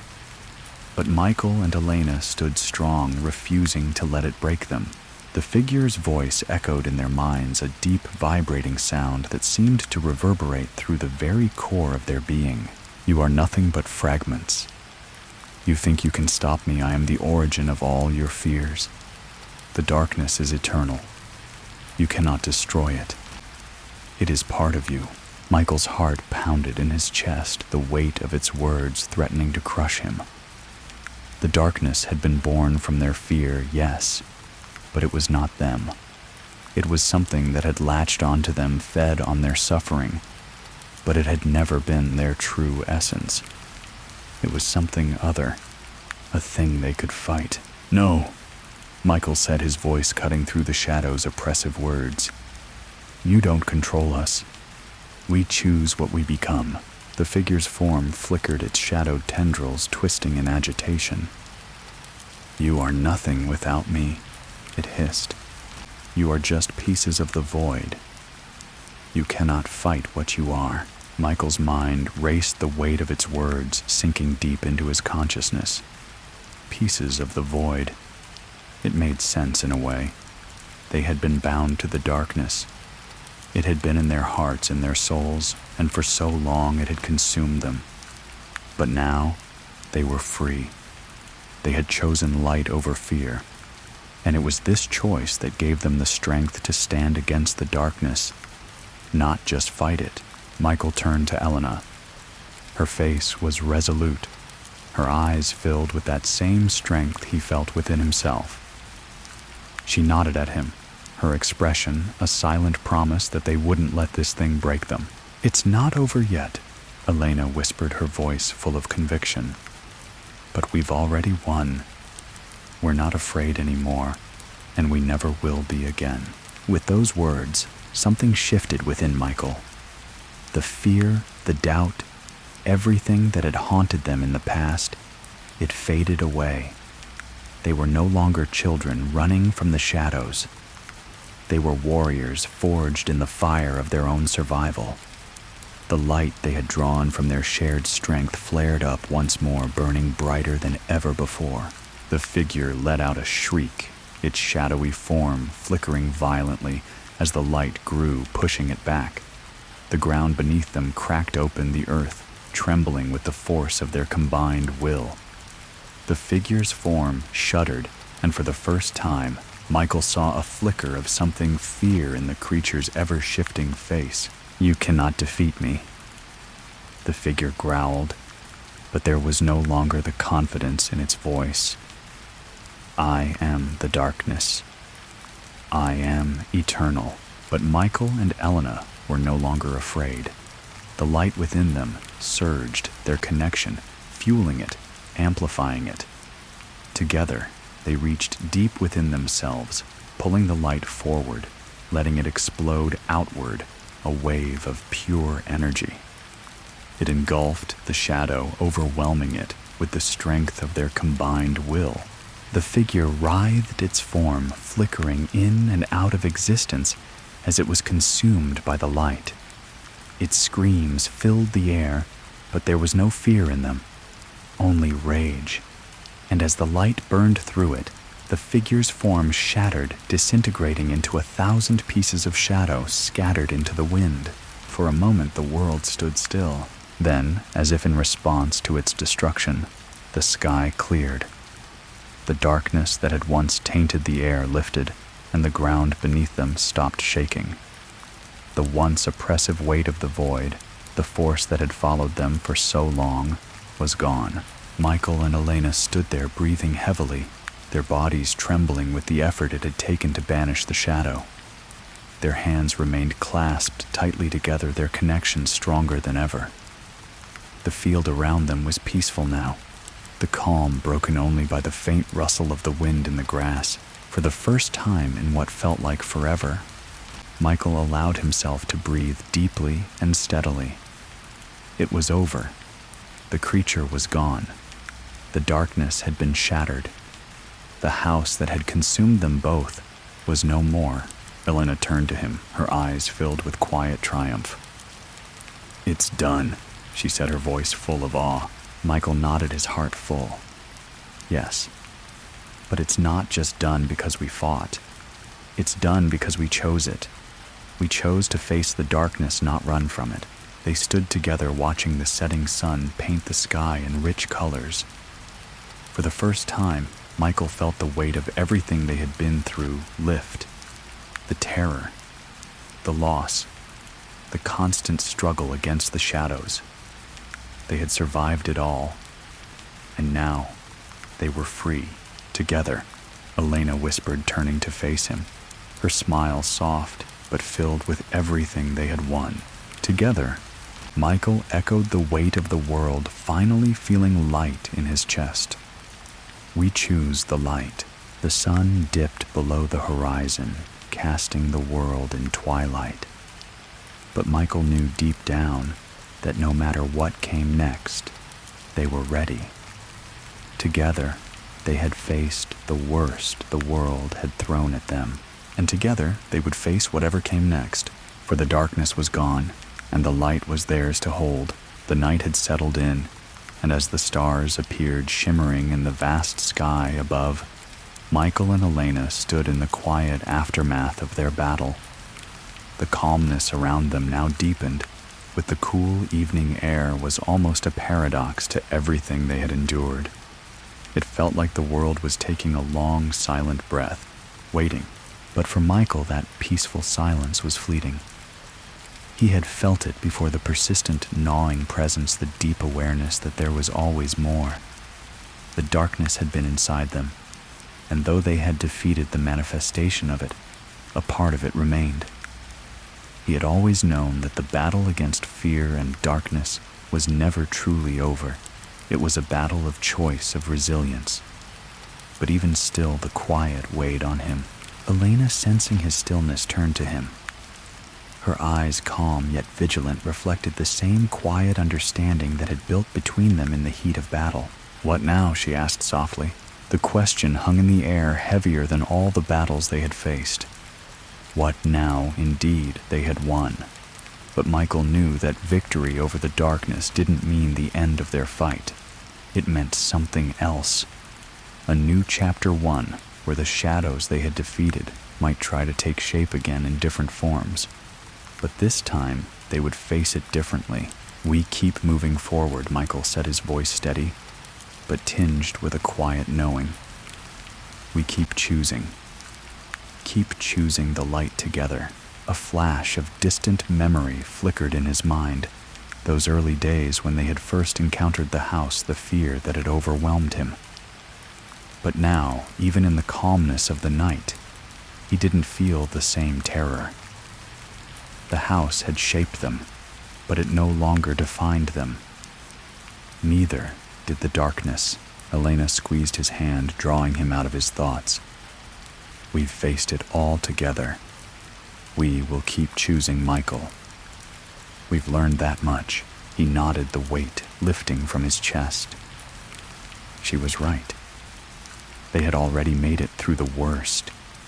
Whatever came next would be faced with that same resolve, that same strength that had carried them this far. The darkness could no longer claim them. In the distance, the sound of wind rustling through the trees brought him back to the present. The world was settling into peace, and for now, they had time. Time to breathe. Time to heal. Time to live. Michael turned his gaze toward the horizon, where the first light of dawn was beginning to break. The darkness had receded, but their light was just beginning to shine. They would never stop moving forward. Not out of fear, but because they had earned the right to live, to be free. "What do you want now?" Elena asked, her voice warm with a soft smile. "What's next for us?" He considered the question for a long moment. He could feel the possibilities stretching out before them, infinite and uncertain. But there was one thing he knew: they were no longer shackled by the fear that had once defined their lives. "I think we choose peace first," Michael said with a soft, content smile. "We choose each other. We've been running from the dark for so long. Now it's time to live in the light." Elena's smile deepened, and her eyes sparkled with a quiet joy. The battle had been fierce, but now, standing together in the quiet aftermath, they had reclaimed their lives. The journey had not just been about survival, it had been about rediscovering who they were, beneath the layers of fear, beneath the darkness that had once consumed them. "You're right," Elena said softly. "We've fought hard for this, for each other, and for us to have peace." The first light of dawn began to fill the sky, and with it, a new day. A day where the past was still with them, but no longer defined them. The darkness was gone for now, and even if it would return someday, Michael knew this truth. They had the strength to face it again together. They stood there for a long while, the morning breeze cool on their skin, the world waking up around them. They didn't need to speak. There was no need for more words. They had already chosen everything that mattered. The world was at peace. For now, they were free, and together they would continue to write their story. The first rays of dawn stretched across the sky, turning the world around Michael and Elena into a canvas of soft oranges and pinks. The night's darkness, which had once seemed impenetrable, was now a distant memory swept away by the light of the morning. There was no rumbling earth, no eerie hum that had once filled the air. The world felt right again. The winds were gentle, and the landscape felt alive with the promise of renewal. But even in this tranquil peace, Michael knew that they couldn't forget the journey they had been on. It was impossible. The battle against the darkness was still fresh in his mind, like the scars of a past that would always remain a part of them. The house, the creature. It was all inside them, now woven into the threads of their very being. The lessons they had learned, the strength they had found, would stay with them. But that wasn't a bad thing. In fact, it was what would make them stronger moving forward. The darkness had tested them, but it had also shown them what they were truly capable of. And now, they had the power to live without fear. Elena squeezed his hand, breaking his thoughts. Her face was illuminated by the soft light of the dawn, her eyes clear, free from the shadows that had haunted them. She turned toward him, a small smile playing on her lips. But there was something else there, a quiet, unspoken understanding between them. "What do we do now?" she asked, the weight of the question carrying a new sense of hope. The calm was almost too peaceful, like an invitation to begin again. They had both survived something beyond what most could imagine. Now, they had the freedom to choose what came next. Michael took a deep breath, his gaze shifting to the horizon where the sun was rising higher, casting long shadows on the ground. "We rebuild," he said, his voice steady, but filled with the warmth of possibility. "We make a life for ourselves. We live with everything we've learned, and we keep choosing the light." Elena nodded, her smile deepening as she looked at him with admiration. "We've faced the worst. I think we've earned that." They stood there for a while, letting the silence of the morning settle around them. It wasn't an uncomfortable silence. It was a silence that was full of understanding, full of the shared weight of everything they had been through. And in that quiet, they didn't need words to know that they were both ready to move on, ready to take the next step. The world they had been in, the darkness that had consumed them, it was still there, buried deep beneath the surface. But it didn't control them anymore. They had faced it together and come out the other side stronger than before. "There's still so much out there," Michael said, breaking the quiet. He looked at Elena, his eyes filled with determination. "So many things we still don't understand. But we'll figure it out. Together." Her expression softened, and she stepped closer, her hand still intertwined with his. "We don't need to have all the answers right now. We've made it this far, and we'll keep moving forward. The world is big. There's so much left to see, to experience, and we'll do it together." The warmth of the sun began to fill the space around them, casting away the last remnants of the shadow that had clung to them. It was a new day, a new beginning. And though the future was uncertain, Michael felt a deep sense of peace wash over him. He wasn't afraid anymore, and neither was Elena. They had faced the house. They had faced the darkness, and now they would face the world that lay before them, together. As they walked forward, the sound of their footsteps quiet on the grass, Michael couldn't help but feel a sense of optimism that he hadn't felt in a long time. The battle had been hard, but they had won. They had taken back their lives. And now it was time to live them, to carve a new path in a world that was no longer ruled by fear. "Where do you want to go first?" Elena asked, her voice full of curiosity and lightness. Michael smiled. "Anywhere, everywhere." And with that, they walked together into the sunrise, the promise of a new world awaiting them. As Michael and Elena walked beneath the rising sun, the world around them seemed to breathe with a new life. The fields stretched out before them, vibrant and alive, the air crisp and full of possibilities. For the first time in what felt like an eternity, there were no shadows hanging over them, no distant rumble of dark forces lurking on the horizon. It was just the two of them walking forward together, their footsteps steady and sure. The weight of the past, the house, the creature, the fear was still with them, but it had lost its hold. They had found their strength, and they had forged a bond that nothing could break. Now the journey was no longer about survival. It was about living freely, living without the weight of their past dictating every step. Elena squeezed Michael's hand gently, breaking the silence. What do you think is out there for us? She asked, her voice curious, yet full of the quiet excitement that only comes from knowing you have a world of possibilities in front of you.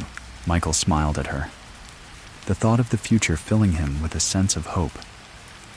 I don't know exactly, but I think whatever it is, it'll be better than what we've left behind. Elena nodded, her eyes sparkling. I like the sound of that. No more running, just living. They walked in comfortable silence, the soft crunch of grass beneath their feet, the only sound. The sun climbed higher, and the warmth of its rays felt like a quiet affirmation that they were on the right path. The shadows of the past might always linger in their memories, but they no longer had the power to dictate the course of their lives. After some time, they reached the edge of the field, where the land opened up into a dense forest. The trees stood tall and imposing, their thick trunks rooted deep into the earth, their branches stretching high above. It was a new kind of adventure, one that beckoned with a silent promise of discovery. Do you think this place has more secrets? Elena asked, gazing at the forest, her tone playful, yet filled with wonder. Like a new house or a new creature. Michael chuckled softly, shaking his head. I don't know, but I don't think we'll be running from anything here. Elena's smile widened, and she leaned her head on his shoulder for a brief moment, the comfort of their closeness palpable. They had faced the unimaginable together, and now the only thing that mattered was what came next. Maybe this time we can create our own world, she mused, her voice filled with quiet wonder. One where there's no fear, just freedom. Michael stopped walking and turned to face her, a deep sense of purpose in his eyes. Yes, we'll create a life that's ours.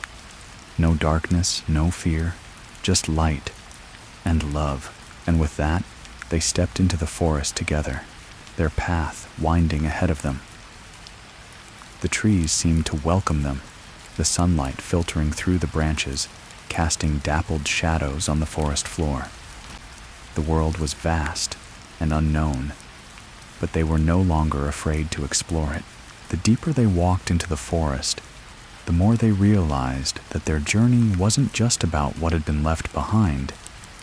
It was about what they could create. The future was theirs to shape. As the days passed, they ventured further, experiencing the wonders of the world around them, the quiet hum of nature, the breathtaking beauty of the landscapes, and the peaceful stillness that filled their hearts. The days were simple, but filled with meaning. There were no dark creatures, no houses that could consume them. Just the world, vast and open, waiting to be explored. In the evenings, as they sat by a crackling fire beneath a sky full of stars, they would talk about their dreams, the life they wanted to build, the places they wanted to see, the moments they wanted to share. There were no limits to what they could achieve, no shadows left to haunt their steps. You know, Elena said one evening, her voice thoughtful as she stared into the fire, I think maybe the greatest adventure is just living, really living. Not just surviving, but choosing every day to make it meaningful. Michael nodded, his gaze steady on her, filled with admiration. I think you're right, and we'll make it ours. Together, they sat in silence for a moment, the crackling of the fire, the only sound in the night air.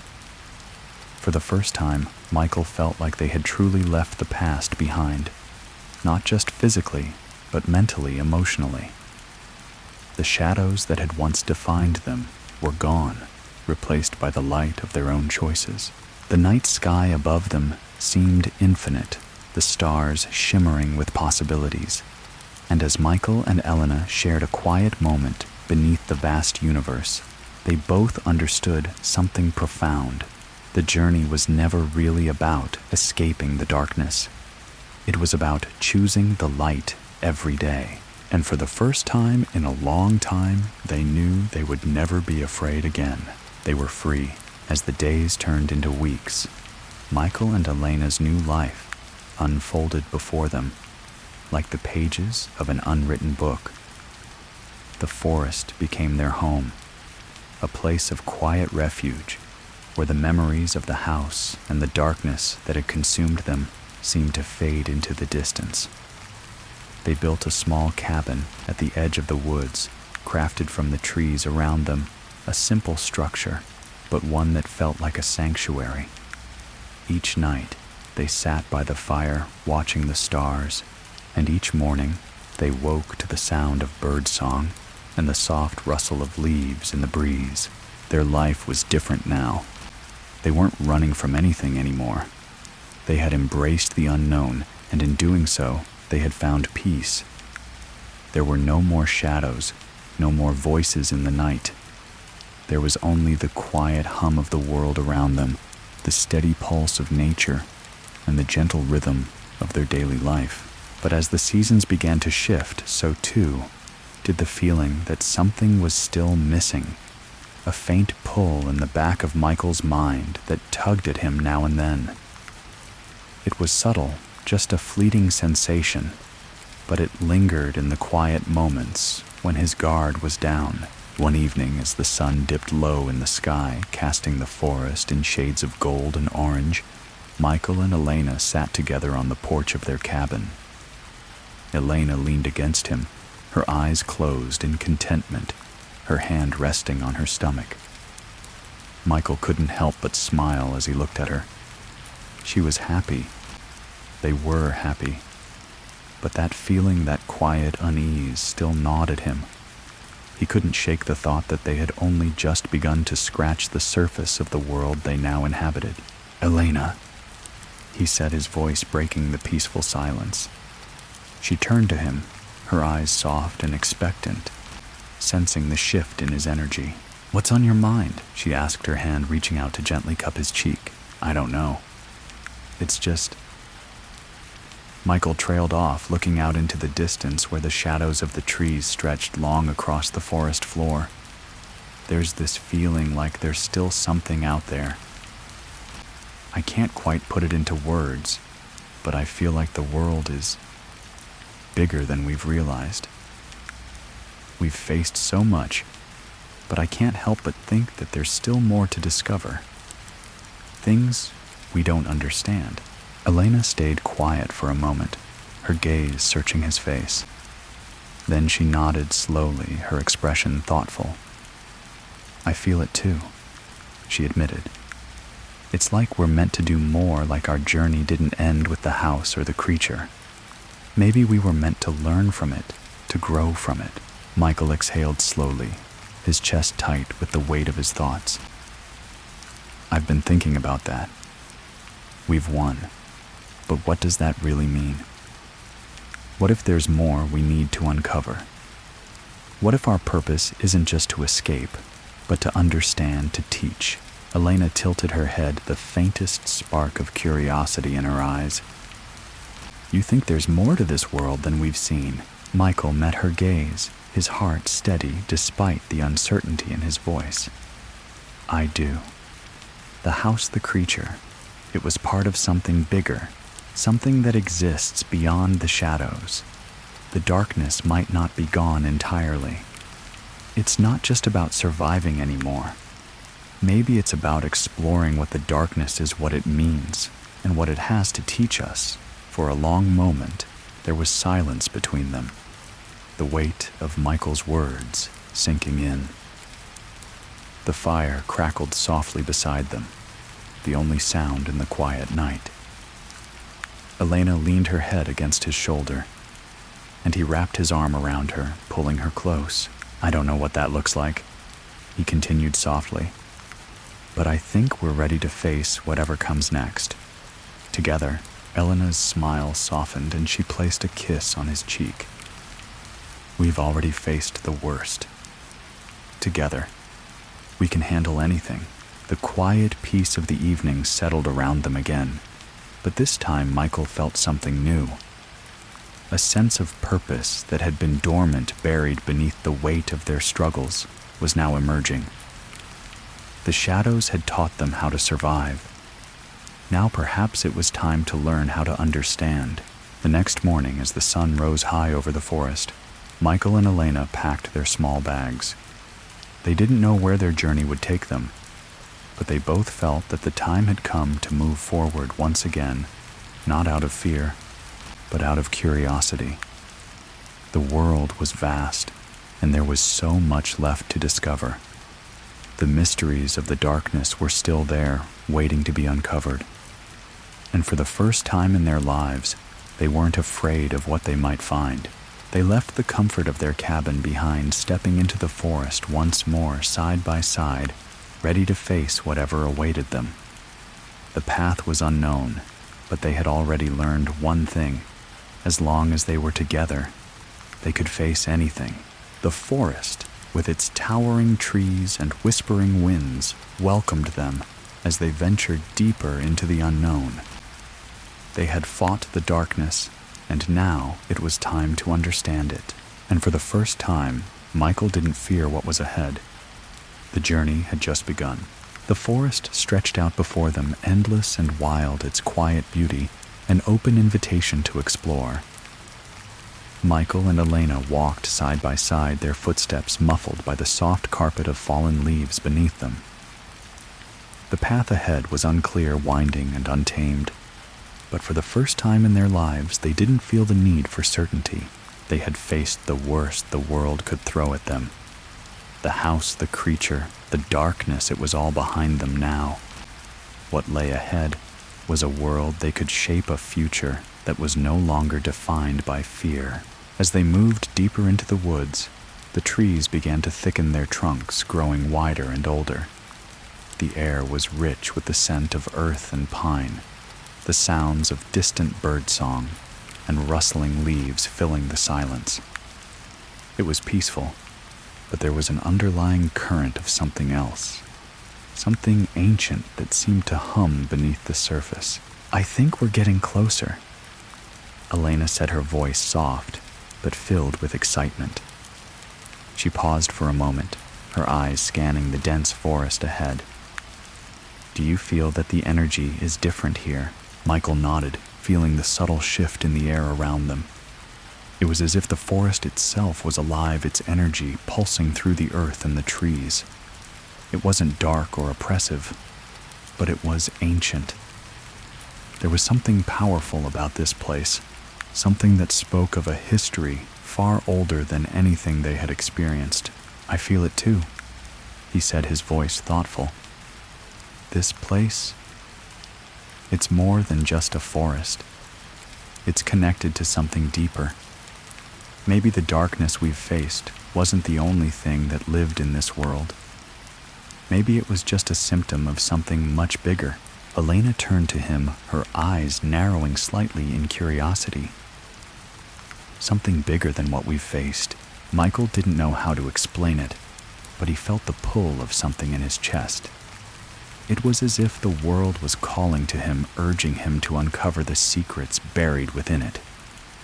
The house had been a prison, but it had also been a doorway to something ancient, something beyond their understanding. "I think we're standing on the edge of something," he said, his voice tinged with awe. Not just about the darkness, but about the world itself. The house, the creature, they were just parts of it. Pieces. But there's more. Elena's gaze softened and she placed a hand on his arm, the warmth of her touch grounding him. "And we're going to figure it out. Together. We've faced the worst and come through stronger. Whatever's out there, we'll find a way to understand it, and we'll do it together." Her words were a promise, a quiet but unwavering declaration. Michael felt the weight of it, the strength of their bond. They had already defeated the house, the creature, the darkness, and now they would face whatever came next, not with fear, but with understanding, with curiosity. They walked further, the forest growing denser, the path narrower. The deeper they went, the more the forest seemed to come alive. The air shifted, and the trees around them seemed to stretch toward the sky, their branches twisting and weaving together, creating a canopy that blocked out the sunlight. The shadows beneath them grew deeper, but the light around them remained soft and steady, guiding them forward. Then as they reached a clearing, they saw it. In the center of the clearing stood a stone circle, ancient and weathered, its stones rising tall and proud, covered in moss and vines. The stones were arranged in a perfect circle, their shapes smooth and worn by centuries of time. In the middle of the circle stood an altar carved with intricate symbols that Michael couldn't quite decipher, but which seemed to hum with energy, as if the very stone was alive with ancient power. This place, Elena whispered, her voice reverberating in the stillness. It's like a temple. Michael stepped forward, drawn to the altar in the center. His heart raced as he approached the symbols carved into the stones, seeming to call out to him. He felt a connection to this place, an undeniable pull deep within him. It was as if the darkness they had fought was just one piece of the puzzle, and this place was the key to understanding the rest. "This is it," Michael said quietly. "This is where it all began."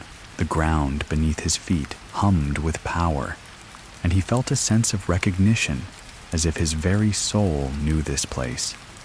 The energy in the air was unlike anything they had encountered before. It was ancient, but not threatening.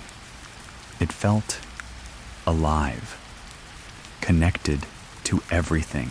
Elena stepped beside him, her hand reaching out to touch the stone altar. As her fingers brushed the surface, a pulse of light rippled through the stones, and for a moment, everything seemed to freeze. The air went still, and the world around them seemed to hold its breath. Then, as quickly as it had come, the light faded, and the forest was once again quiet. The energy had shifted, but it was no longer oppressive. It was inviting. "What just happened?" Elena asked, her voice filled with awe. "I don't know," Michael said, his voice low, almost reverent. "But I think we've found something. This place, it's part of the answer." The energy in the air seemed to settle, and Michael realized that the forest, the clearing, the stones, they weren't just part of the world they had been trying to escape. They were connected to it. The darkness wasn't just an entity. It was part of the fabric of this world, tied to its very essence. "We're not done yet," Michael said, his voice filled with a quiet determination. "But we're closer now. This place, it's a doorway, and I think it's the key to understanding everything we've been through." Elena nodded, her eyes gleaming with that familiar spark of determination. "We're in this together, whatever it takes." The path ahead was uncertain, but for the first time, Michael felt the weight of his fears lift. The darkness they had fought, the battles they had survived, it was all part of something bigger. And now, together, they had the key to unraveling it. They stood in the center of the stone circle, their hands still clasped tightly together, ready to face whatever came next. The journey was far from over, but now it felt like they were ready. The air in the clearing grew still again, but this time it was different. There was no sense of urgency, no creeping tension like before, just a quiet, powerful stillness. Michael and Elena stood side by side in the center of the stone circle, their hearts beating in sync as they absorbed the weight of what had just happened. The pulse of energy that had rippled through the stones was no longer present, but Michael could still feel it deep in his chest, like an echo of something ancient. The altar in front of them seemed to hum with a low, almost imperceptible energy. The stones were etched with markings that looked familiar, yet foreign, as though they had seen these symbols before, but could never fully comprehend their meaning. And in that moment, Michael understood that the answers they sought weren't going to come quickly or easily. They had stumbled upon something vast, something so old, It stretched beyond the boundaries of time. Elena turned to him, her expression as thoughtful as his own. "What do we do now?" she asked, her voice steady, but tinged with the same awe they both felt. Michael didn't hesitate. "We stay. We listen." The words were simple, but as soon as he spoke them, he realized how much they meant. For the first time in their journey, they weren't fighting something, running from it, or trying to escape.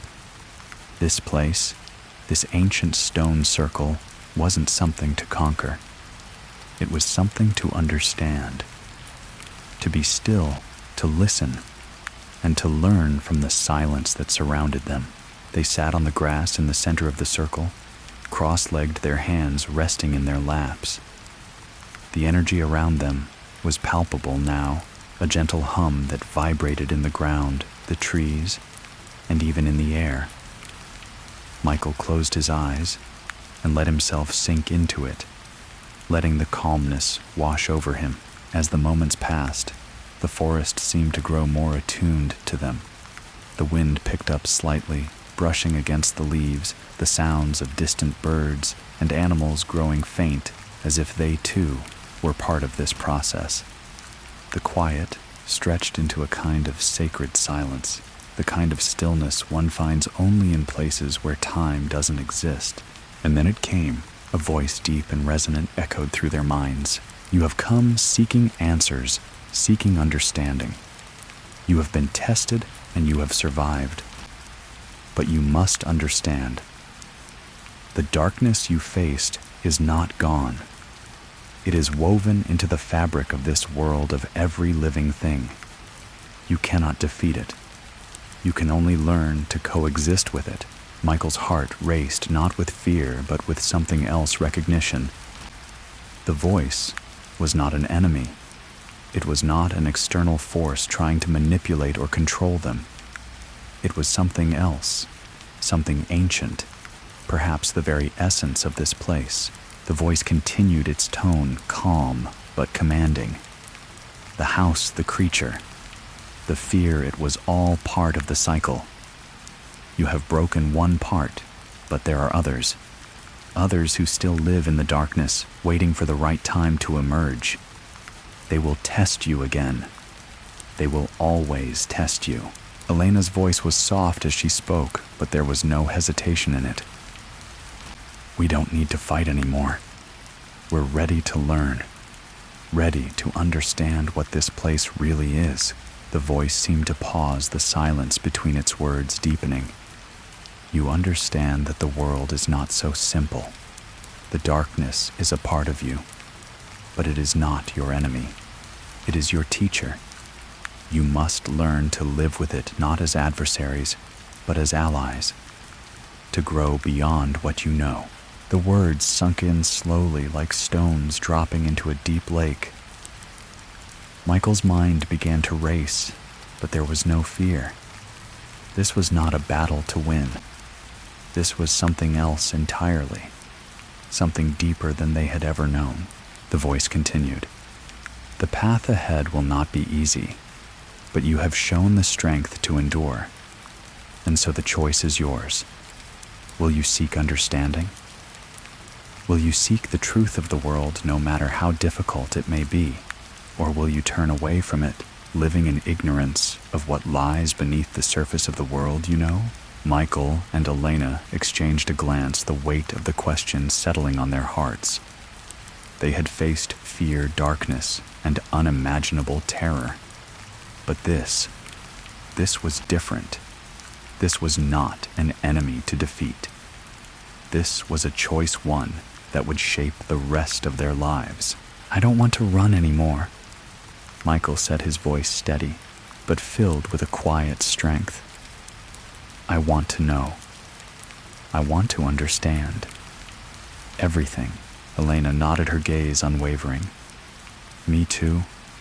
We've learned so much, but there's still more. I don't want to live in the dark anymore. We've faced the worst. Now let's face the truth." The voice echoed again, this time with a softer, almost approving tone. "Very well. The truth awaits. You are ready. But remember, you are never alone. Not now. Not ever. The darkness will always be there, but so will the light. The choice to embrace it is yours. And just like that, the voice faded, leaving behind a sense of peace that settled into Michael's bones. The forest was quiet again, but the air had changed. The hum of energy had subsided, but the knowledge of what had been shared remained. They sat in the center of the stone circle for a long while, neither of them speaking. The weight of the decision they had made, the choice to seek understanding, to embrace the world as it was with its darkness and its light, settled deeply in their hearts. They had made their choice, and with it, they had unlocked a new path. It was no longer about escaping. It was no longer about surviving. It was about living fully in the light and in the dark together. And as they rose from the circle, hand in hand, Michael and Elena knew that whatever came next, whatever they had yet to discover, would be something they could face, not just together, but as two souls who had learned the true meaning of strength and understanding. The journey was far from over, but they were ready.